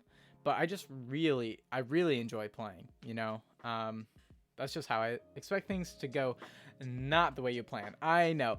I'm hoping they'll be nice to me and they'll pick up on the things I'm trying to do. I hope they don't break my game, but if they do, it'll be fun. That's amazing. It's always great to run a game. I actually ran my first session not too long ago myself. Very cool. Hey, so you understand. You're right there with me. It's a great time, and I really want to expand on like my practice of D&D. Like we're planning on doing the story we're doing on the Paper Dungeon for a while. Like a very long time. And we've been going on for what, 9 months now ish. We're approaching a year, so that's pretty exciting. I'll stick to being a player. I like my secretive monk. Yes, absolutely. I don't know, being a player is just so fun. But maybe I'll end up really enjoying DMing. Maybe I'll do it more, you know? Plus I like getting other people involved, you know? I didn't know you played Subnautica. If you're new, I know a lot about the game. So if you have any questions, you can ask me. I'm actually working on beating the game on one of my survival worlds right now. Game on it. Keep that in mind, because once I have the hardware to be able to play games on stream, I want to play a number of streams or a number of games. And Subnautica, I think, would be a really fun one because I really like the long-term survival stuff. So I keep that in mind. But we got to finish this thing. So at this point, they go up into the attic. There's a flickering light. They go up there. There's a toy chest where they assume the child has hidden, and they go to the toy chest. It's a mimic. Uh-oh. So whoever tries to open it or whatever, they probably check for traps. There's no traps? Okay. So Devil, I could have, or Surfire, whoever it is, whoever knows this, do you know if a mimic would be detected if detect traps was used? I, as far as from reading it, I don't think I, I, I don't think that's the case, because one of the abilities of the mimic is called false appearance, object form only, which will be in a toy chest. While the mimic remains motionless, it is indistinguishable from an ordinary object. So I think even if somebody said check for traps, there wouldn't be any traps, right? They'd just have to go up and try to open it, and then it would be a mimic. And they, oh no, I think that'd be fun. LOL. Yep, first tip I learned from running a game. Make a plan, go along with the plan. When the players go off the rails, throw away the plan and wing it. Hey, it'll be fun either way. I kind of have a trope with my characters during one-shots where it starts off really, like, innocent, and then at some point it just kind of makes a turn and something happens, and it's a little unsettling. And so, like, literally at the beginning of this one-shot, it'll start really sweet, like, oh, yay, we're gonna play some games with this kid, with Miss Butterdew's son. And then they're gonna learn that Miss Butterdew doesn't have a son. There's something in the attic, or something in the basement. Then they have to go do some stuff. There's story things that happen. And then they go upstairs, defeat Joy, get a gem, and then they find out that this guy made a rune in the basement. There's more story around it. Don't worry. This guy managed to make a rune in their basement that essentially has its own volition and decision making, and they have to fight the rune. It'll be pretty cool. I'll keep that in mind. Okay, DM me when you stream it, or if you have any advice, questions, a DM at Kanye. Is that to me? No, that's to Wander. Okay, perfect. Sweet. Okay. So I have the stat block pulled up on my phone, so I can fight them with the mimic. I'm sure they'll make quick work of it. They're level 5. They'll be fine. So they'll go back to basement. I'll actually keep a space here for initiative. Initiative. And that'll be the list. And then I'll go from here. 1, 2, 3, 4, 5, 6. And then I'll go from here. And then they go to basement. I say detect traps does not work unless they roll a d20. Okay, that's how I do it. So if I set a DC, that might be better. I think that makes sense. Yeah. So if they roll, maybe I'll say, like, it looks like the box has been shifted or based on the, the dust around it, which might imply that it's like a living thing. But if the kid got into the toy chest, they would think that too. So I guess that's kind of a slimy thing to do. But I kind of like the idea of the mimic grabbing him. So maybe I'll do something like that. It's a mimic. I'll say DC. Since it's real hard to detect, I think I'll do like DC 22. I know that's high, but only if they're real high on the dice. Yes. The word toy spelled wrong. Wait, what? Oh, that's hilarious. It's like toy with an I. That's hilarious. Yeah, I think that'd be too easy. DC. It says Loy chest. That's hilarious, actually. That's so funny. I'm like really considering it, but I really want this mimic thing to happen. To investigation. So I'll just stick to that. So then they go down ladder, and they hear giggling. From Butterdew's room.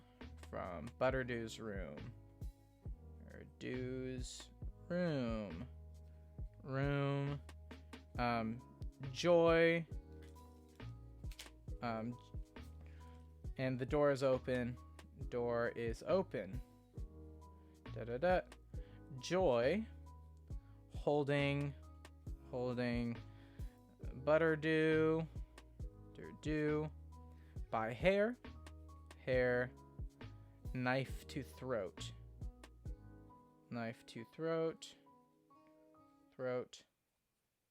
So this scene, I'm so excited. They're going dirt work on the line. Ayo, Pagres. So I kind of want Joy, the child, to say something funny-ish here. I want there to be a comedy moment because he'll be holding Butterdew like by her hair. She's magically asleep, and he'll be holding a knife to her neck. And I think he'll say, I want him to say something. And then literally one person will hit the kid and the kid will die. Like it's gonna be really easy. Like they won't have to fight Joy. Joy's just gonna die. It's gonna be awesome. And Joy's not even like a real kid. It was created by this rune thing. And so, oh gosh, I want him to say something. We already have had one not invited guest there. Oh, gotcha. Trespasser. Gotcha. So you're getting some vermin out the yard. Poggers. Well, I hope it all goes well. I saw a groundhog today. That's really rare. Okay. Joy holding Butterdew. Yeah. Knife to throat. What does Joy says? What does Joy say? I was writing says when I said that. Joy says.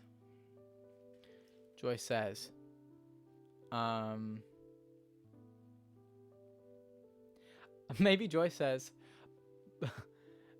Mommy was, no, people see a new path and they have to go down it. Oh yeah, fact. Maybe he will say like, I've been thinking that maybe we should paint this room with blood. And then he like looks like he's gonna kill her, and then whoever, they'll just murk him, I guess. That's so dumb. I've been thinking we should paint this room. That's so dumb. I love it. This room ... with blood.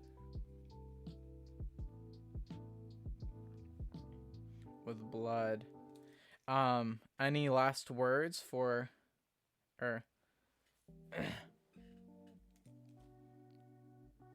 with blood? And then he'll say, and guess what? You can't do anything about it. And then they'll just kill the kid. Anything about it. That's so funny to me. And then I'll say, are you gonna do anything about it? And they'll be like, I'd murk the kid. And then they do. And then he dies. He's gonna have like an AC of like 5. He's gonna have like 3 hit points. Or 1. I don't know. I'll literally... just whatever they do, they're gonna hit him and kill the kid. It's gonna be awesome. Joy dies, falls to floor. No, he dies. Falls on Butterdew. Butterdew, and instantly begins decomposing.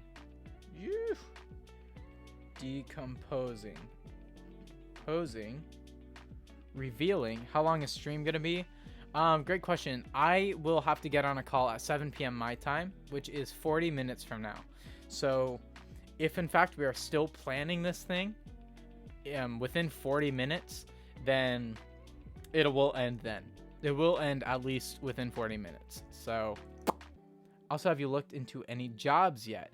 Not currently. Again, I kind of have like a full-time job. Like I have a full-time job that pays for my living here.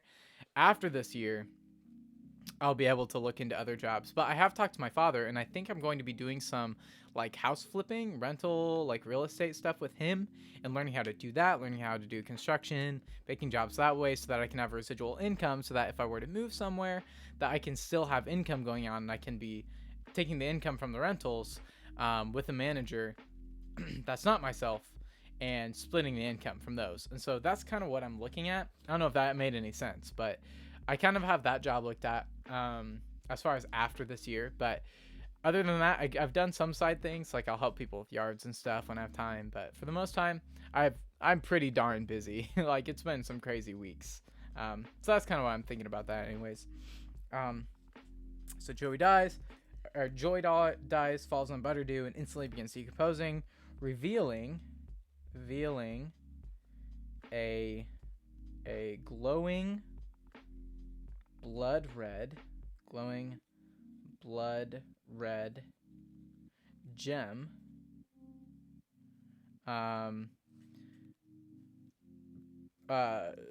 protruding from the chest.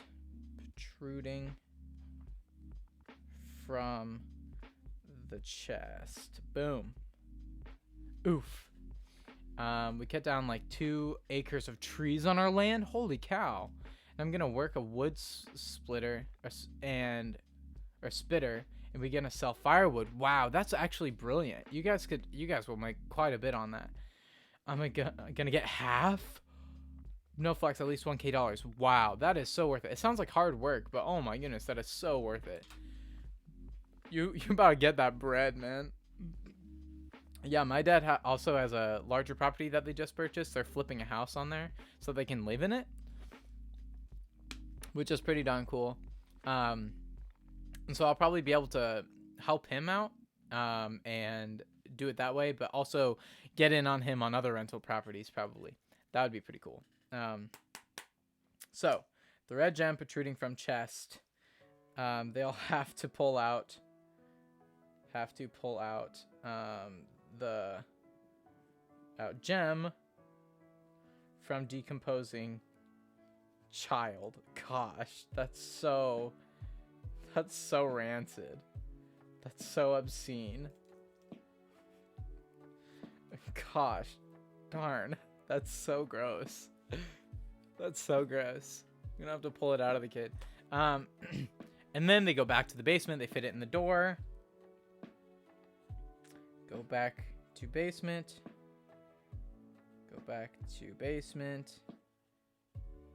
Basement. Put gem in door.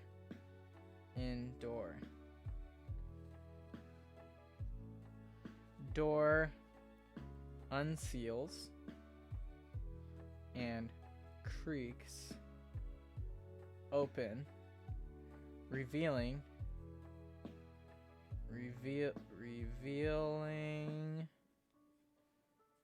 large room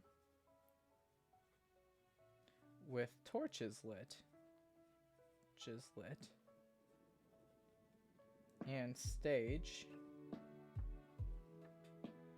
at back. I'll remember what it looks like, so that'll be easy. That with red rune. Okay. Boom. We are close. We are so close. So this is the final encounter. Essentially what will happen, they'll have a conversation with this rune. I'm going to split the wood and stack it. Let's go. Essentially, they'll have a conversation with the rune when they get in there. I'm thinking it's a circular room with like archways and pillars around the room. And there are torches on these pillars. So it's well lit. And there's a little stage in the back with a couple stairs leading up to a little circular raised platform. And on it is this glowing blood red rune that's like pulsing, and it has some shimmering ball around it, kind of. That's completely transparent, but kind of warps what's behind it a little bit. And essentially, they'll have a conversation with the rune, and I want the rune to essentially have a spell list. That's how I'm determining how I'm going to run combat with this thing. If they try to hit it with something, then it's just going to blow them back. It's not going to take damage. It's going to blow them back, and like an explosion. They'll have to take explosion damage, or what's it called, bludgeoning damage, and they'll likely be prone, which isn't a big deal because all they have to do is take the staff and stick it in the force field, and that'll destroy it. It'll essentially break it. If they make the end of the staff make contact with the rune, it'll essentially mess it up, and it'll be gone. And so that's how they'll kill it. But I think if it had some spells, and maybe if it had some necromancy, like a couple zombies one after them as well, then that could make it more interesting. So I gotta figure that out now. So here's what I'll probably do. They step into room, and the rune begins talking in their heads.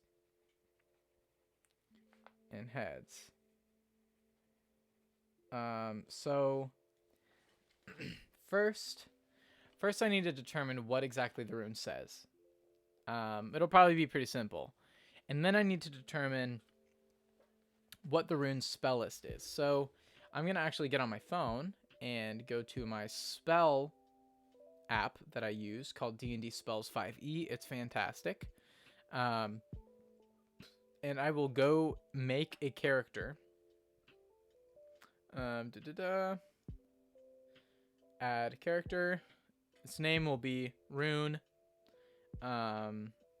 It'll be probably just wizard spell list. Let's see. Okay. And create. There you go. Did it work?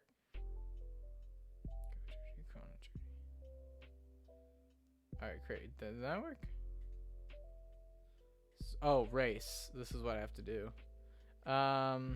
Rune. Its race is rune.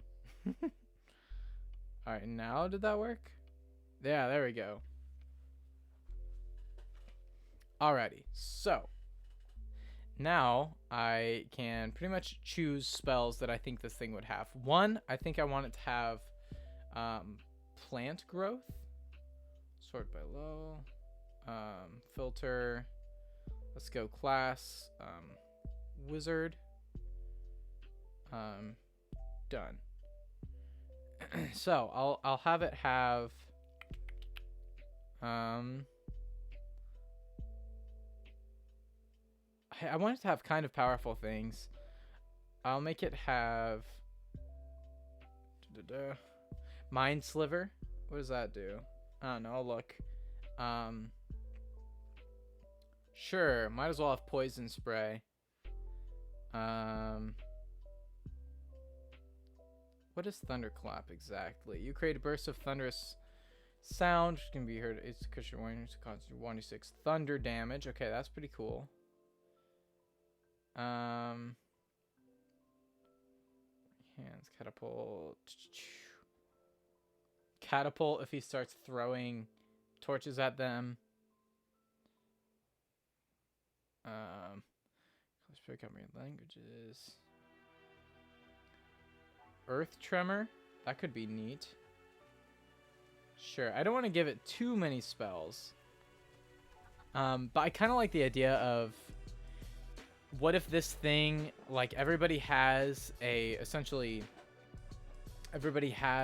turn in the initiative, but essentially in between every single person, it has the ability to do something, like do another spell. I kind of like that idea.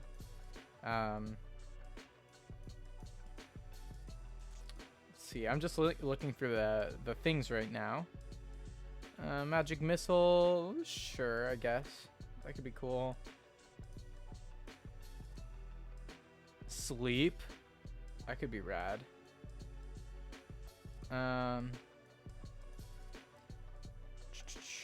Witch bolt. What does that do? Ooh, Witch bolt is pretty cool. Yeah, Witch bolt is a beam of crackling blue energy lances out towards a creature within range, forming a sustained arc of lightning between you and the target. Make a ranged spell attack against the creature. On hit, the target takes 1d12 lightning damage. And on each of your turns for the duration, you can use your action to deal 1d12 lightning damage to a target automatically. That's broken. Okay. Let's see. I want something that... Okay, I'm going to filter necromancy because I want something that allows it to like pretty much conjure zombies. That's what I want. Tussle the dead, raising the blind, revealment, animate dead, feign death, life transference, animate dead, dispel undead servant. Well, I don't even have to really have it cast a spell. Summon undead? Is this it? You've undead spirit manifest in occupied space. Seal undead spirit block. Skeletal, ghostly, putrid, or skeletal. I'm back. Hey, what's up, Dragon? I'm looking at spells that the rune will be able to have. So I think what's going to happen is I'm going to have it essentially be able to cast spells that it wants to cast. Oh, hold on. I need it to also do plant growth. Now I'll search plant growth. Plant growth. Here we go. All right. So this is what I have so far for the this is what I have so far for the rune spell list.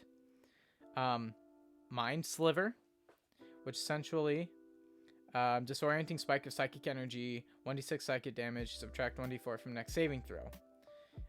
Poison Spray, 1d12 poison essentially. Thunderclap, 1d6 thunder. Catapult, can take anything and just like chuck it at the person essentially. 3d8 bludgeoning damage, that's pretty crazy. Earth Tremor, this is all just what I want if I want. Magic Missile. Sleep, which is really cool. Roll 5d8 to totals how many hit points creature's spell can affect. And then Witch Bolt, which is pretty crazy. 1d12. And then Summon Undead. So I think it'll start with Summon Undead. It'll summon, let's say, 2. I'm gonna go stream. Sorry, bye-bye. No worries, game on it. I support you. As you must see, my sub already expired. I'm really surprised about this. Yeah, Dragon, it's crazy how fast time flies. Go stream, sorry, but bro, bye. On a not related note, are you going to raid? Game on it, I might raid, and I might just raid you. We'll see what happens. Thank you for stopping by. I really appreciate you being here. I hope you have a great stream. I support you, man. Bam. I salute thee. I should be done soonish. I think that's a pretty darn good spell list. It'll be pretty easy. So I'm going to go ahead. Oh, I also want him to have hold person. I think that's cool. Hold person. Okay, let's add that one to rune. Okay, rune. Sweet. So I got a pretty decent spell list. Great. 7 rune. Rune gets talking in their heads. What does the rune say? Rune says. I think the rune will say something like, so you found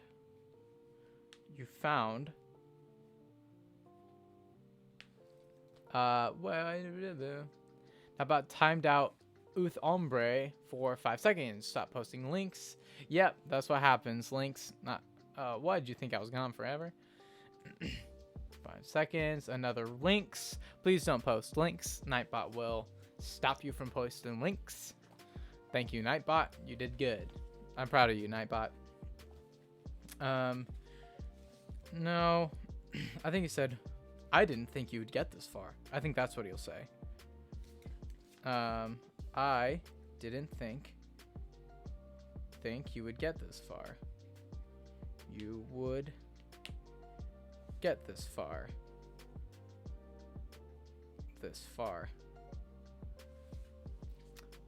LOL, says Dragon. Fact. I didn't think you would get this far. You know I'm too powerful. Powerful to stop, right? Stop, right? You can try to destroy me.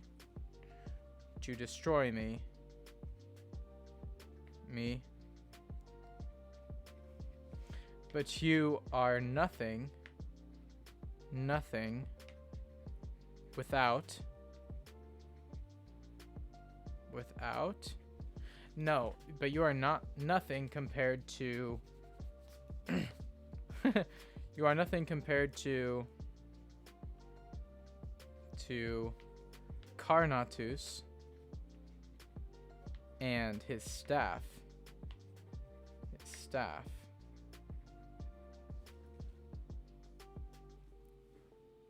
Nightbot will put you in timeout and you will have to sit in the corner. It's true. Lynx will get you corner time. That's just how it is. I don't make the rules. Actually, I do. That's funny. I actually did make that rule. That's just how it goes. Lynx just can't be trusted, man. You never know. All right.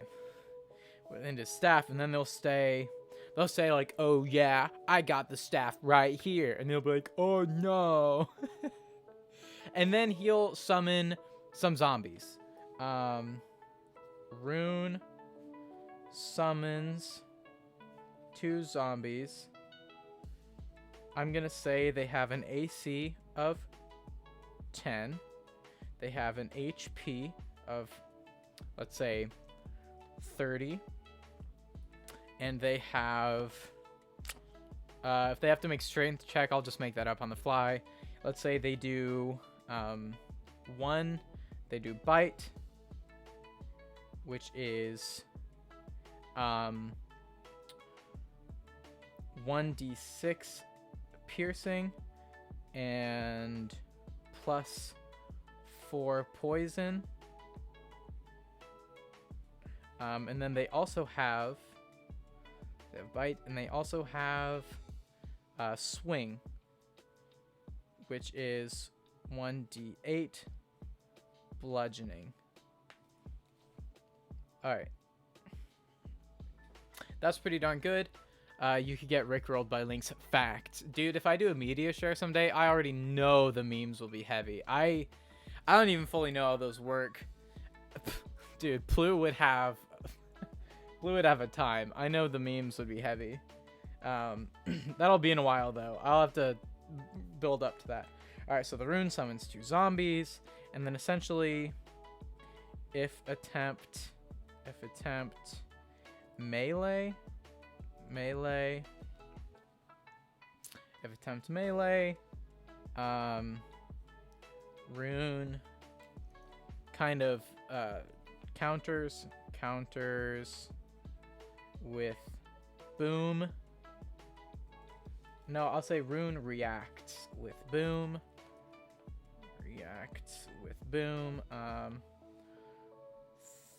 Thrown back 10 feet. No, thrown back 15 feet. Take 1d12 damage. Bludgeoning, and prone. No, I'll make him do a dex save for prone. Dex save prone. Now, if they... So, what will spells do to it? I'll have to figure that out on the fly. Because people will be casting spells at the thing. And I think every time we'll respond with, "Ahaha, you gotta do better than that," or something. Seeming to... And then in between each turn... between each turn, rune goes. Alright, so essentially how this needs to happen is they need to get to the rune and hit it. Let's see, the rune begins, heads. Let's say the rune is like only 30 feet away. It's not the very big rune. And they need to get to the rune and essentially destroy it with staff. Need to get to rune and hit slash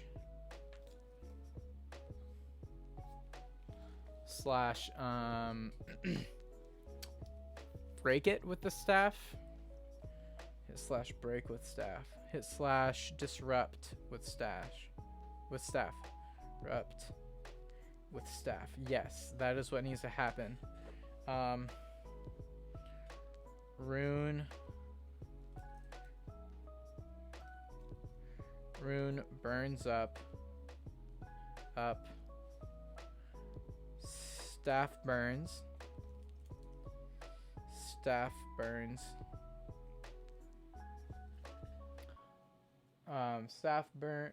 The rune burns up.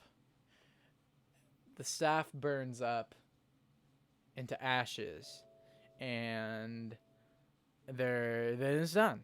And there's nothing. Staff burns up. Zombies die.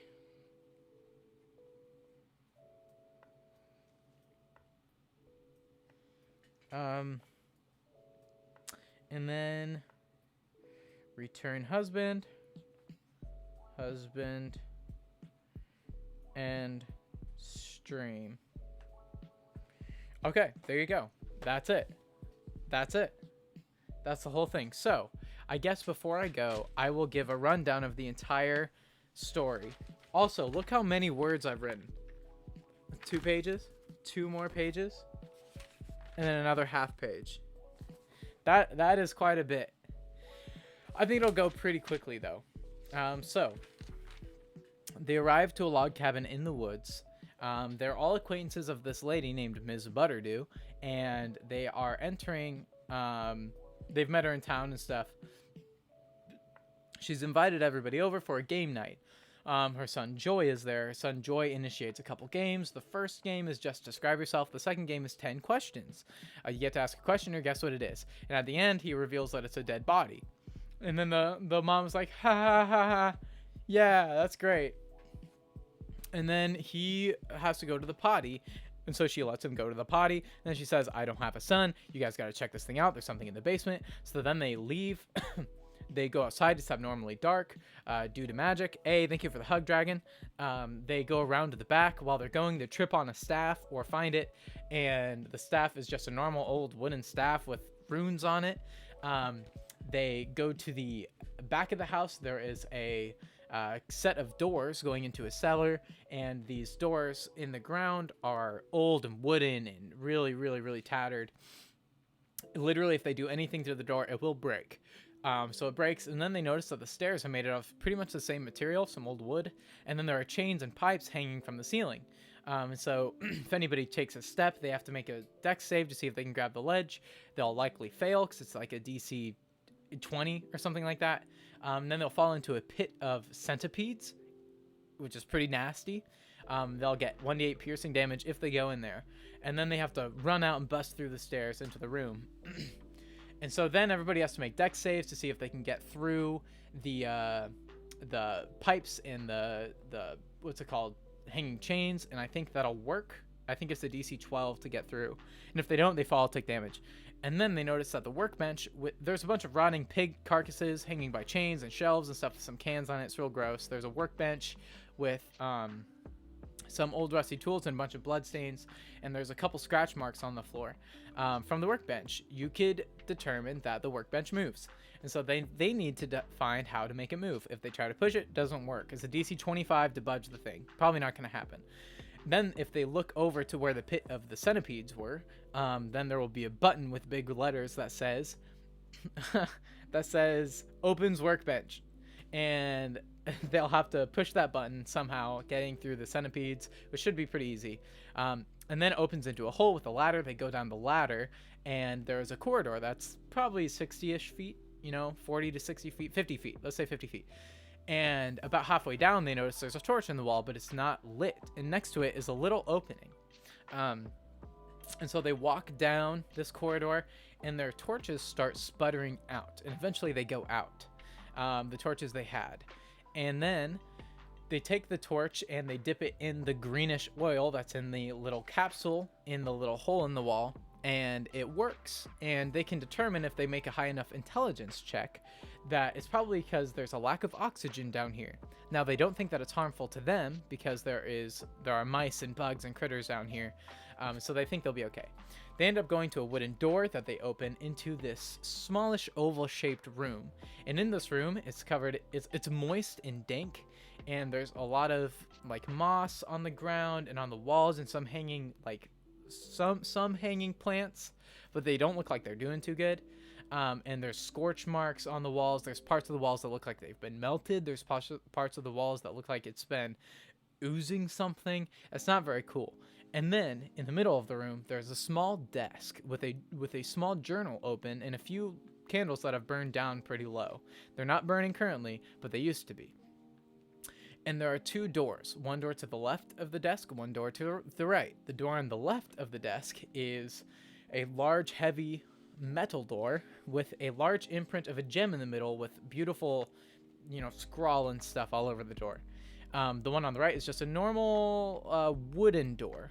On the desk in the journal, when they look at it, it says, "I finally completed it. It is intelligent, powerful, and dangerous. By experimenting here for the past several months, I have finally perfected it. I think this might be a first in history. I will be back to check on the progress. Hopefully it doesn't end up killing me. Its pet should keep it happy for a while. He's learned not to complain so much. He'll probably survive. Well, maybe, haha. If this all goes smoothly, then we'll be unstoppable in due time. They'll be happy to hear about this down there. The transfer from the staff was actually pretty smooth. I could have died. I put the staff in the brush next to the house so it can't use it to make more of itself. Or to destroy itself, for that matter. I hope I don't forget where I put it.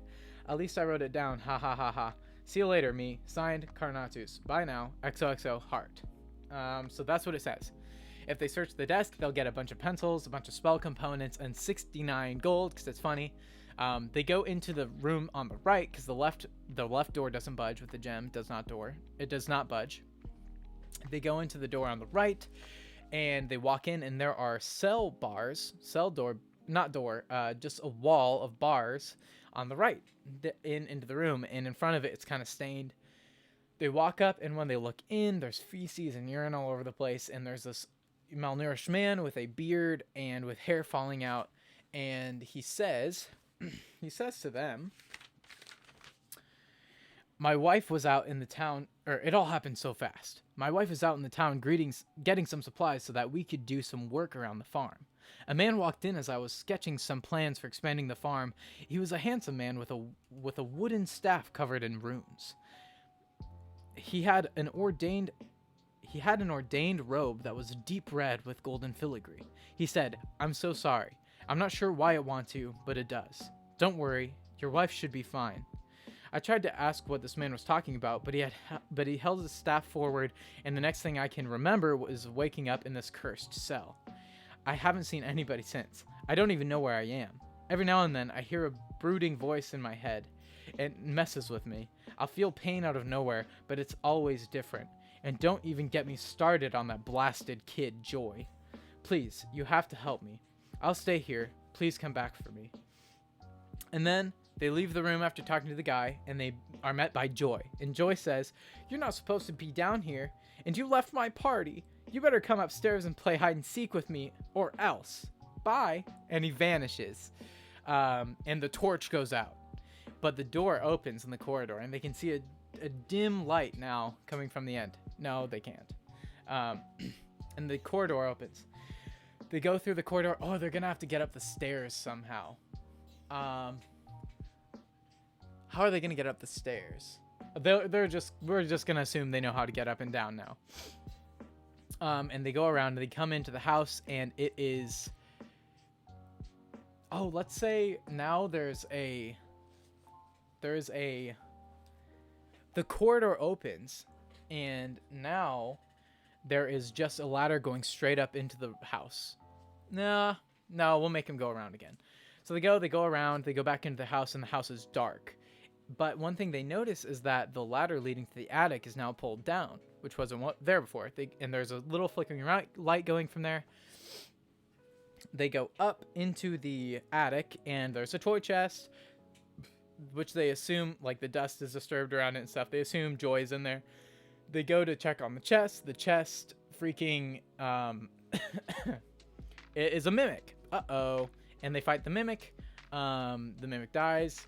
And then they hear giggling from downstairs. They go back downstairs, and they hear giggling from the room of Butterdew. They go in there. He's holding Butterdew by the hair with a knife, and he says, I've been thinking we should paint this room. How about in blood? Haha. And there's nothing you can do about it. And then they just freaking murk the kid. It's going to be funny. They get the gem from him. They go downstairs. They put the gem in the door. The door opens. They go inside. The rune says, I didn't think you would get this far. You know, I'm too powerful to stop, right? You can try to destroy me, but you are nothing compared to Carnatus and his staff. He summons 2 zombies, and they need to roll initiative. And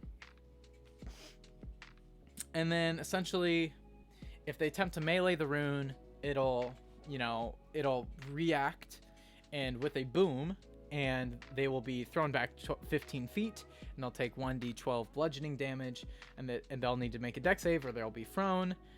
And then in between each turn, the rune goes, which is pretty crazy. And they need to get to the rune. Thank you for the lurk, dragon. They need to get to the rune with the staff and either hit the rune or disrupt it with the staff. And then the rune will burn up, and the staff will burn up and turn into ash, and the zombies will die. And then they will go to the husband, return the husband to Butterdew, who's upstairs. The sun will be going up, the light will be flooding through the windows, and they will be reunited, and it'll be a happy ending for the most part. And then that'll be the end. That'll be the end of the one-shot. So we have the one-shot planned. I need to make a little, let's see. I'll need to make a little initiative chart here. Initiative. And how many people will there be? There'll be 1, 2, 3, 4, 5, 6, 7 at least. Okay, cool. And that is the one shot. It is 6:53. I will get on a call in 7 minutes to begin preparing for the one shot. So thank you guys for joining stream. It was a blast. It was a great stream. We had a raid. I'm actually going to go back and see who did that and thank them for that. Thank you. Scrolling up. Thank you, Code. No, was that Code Red Creations? No. Code Red Creations stuck away though. It was the Short Rest Tavern. Thank you for stopping by the Short Rest Tavern. Everybody check out the Short Rest Tavern if you haven't yet. And if you're on YouTube and you're around here for this time, check out the Short Rest Tavern. This sounds like they're pretty cool. They're on episode 8. Who knows where they'll be in the future when you get to the stream. So thank you again for watching. You guys are great. I'm actually going to raid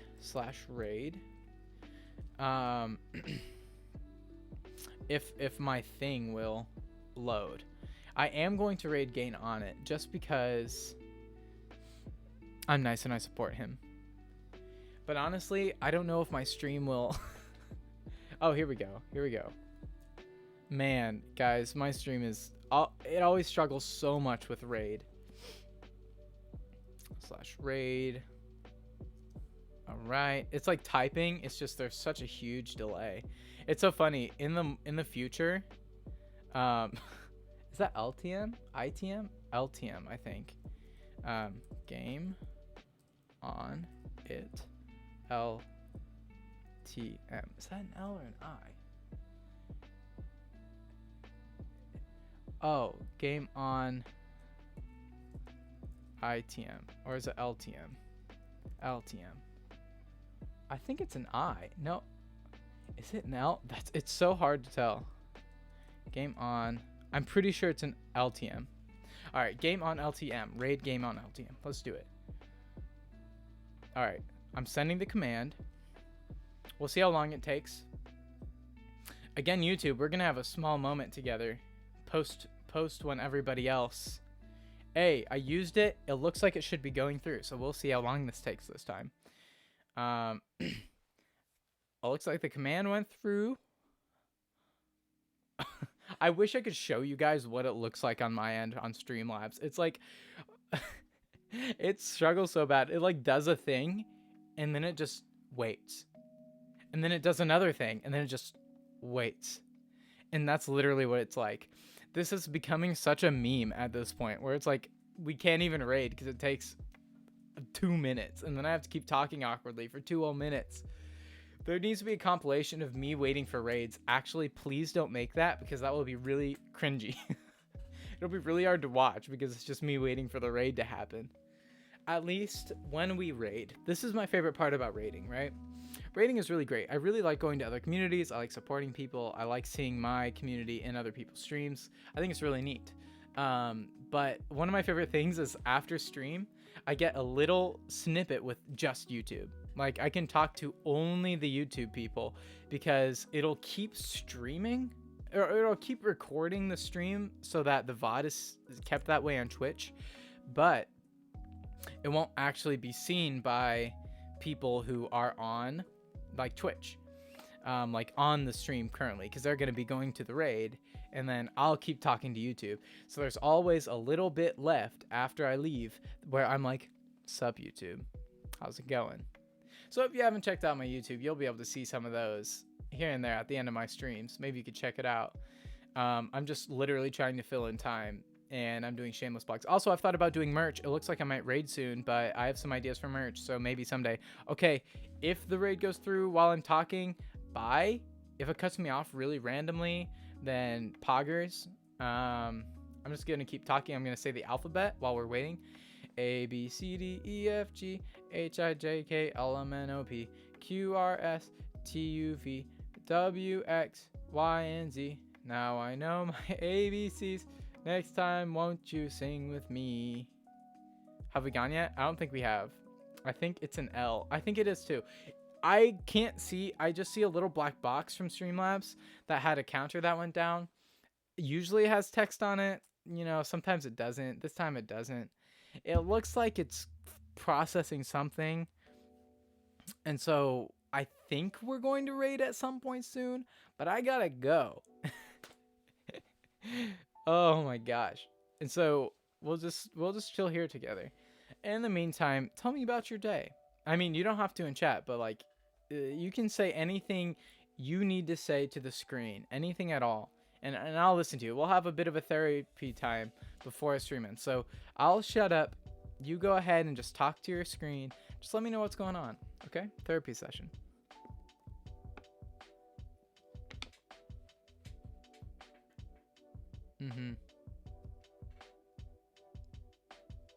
Oh, that's the worst.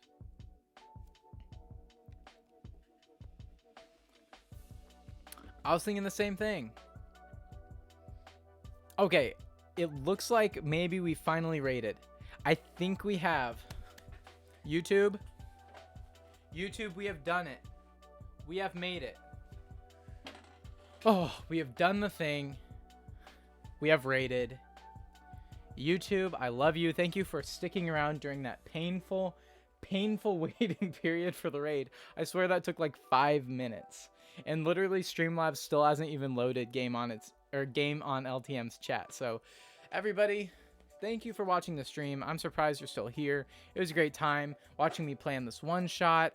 You can probably, actually, definitely, almost, maybe, mostly see this within the next week. This will be aired on the Paper Dungeon, and so you should be able to find it on the Paper Dungeon, this exact one shot, whether that be through YouTube or through Twitch or even Spotify or other podcast forums. You should be able to find this one shot there.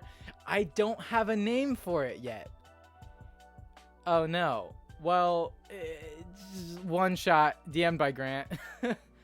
Oh man, I feel like I need to think of a name. Wow, that's too bad. Well, oh gosh, what's it called? I think it'll be called oh, I don't want it to be called Killjoy, although that's a great name, because I don't want there to be a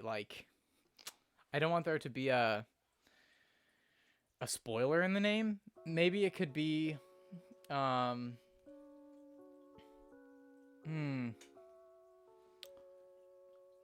have to think of it, guys. I'm sorry I didn't have it for you here, but thank you for watching. I feel like the name of it will be in the description. I'll put it in the description. Look in the description if you need to know the name. I know some of you are screaming names in your minds. I'm sorry. I will see you guys in the next stream. I've been doing this for too long.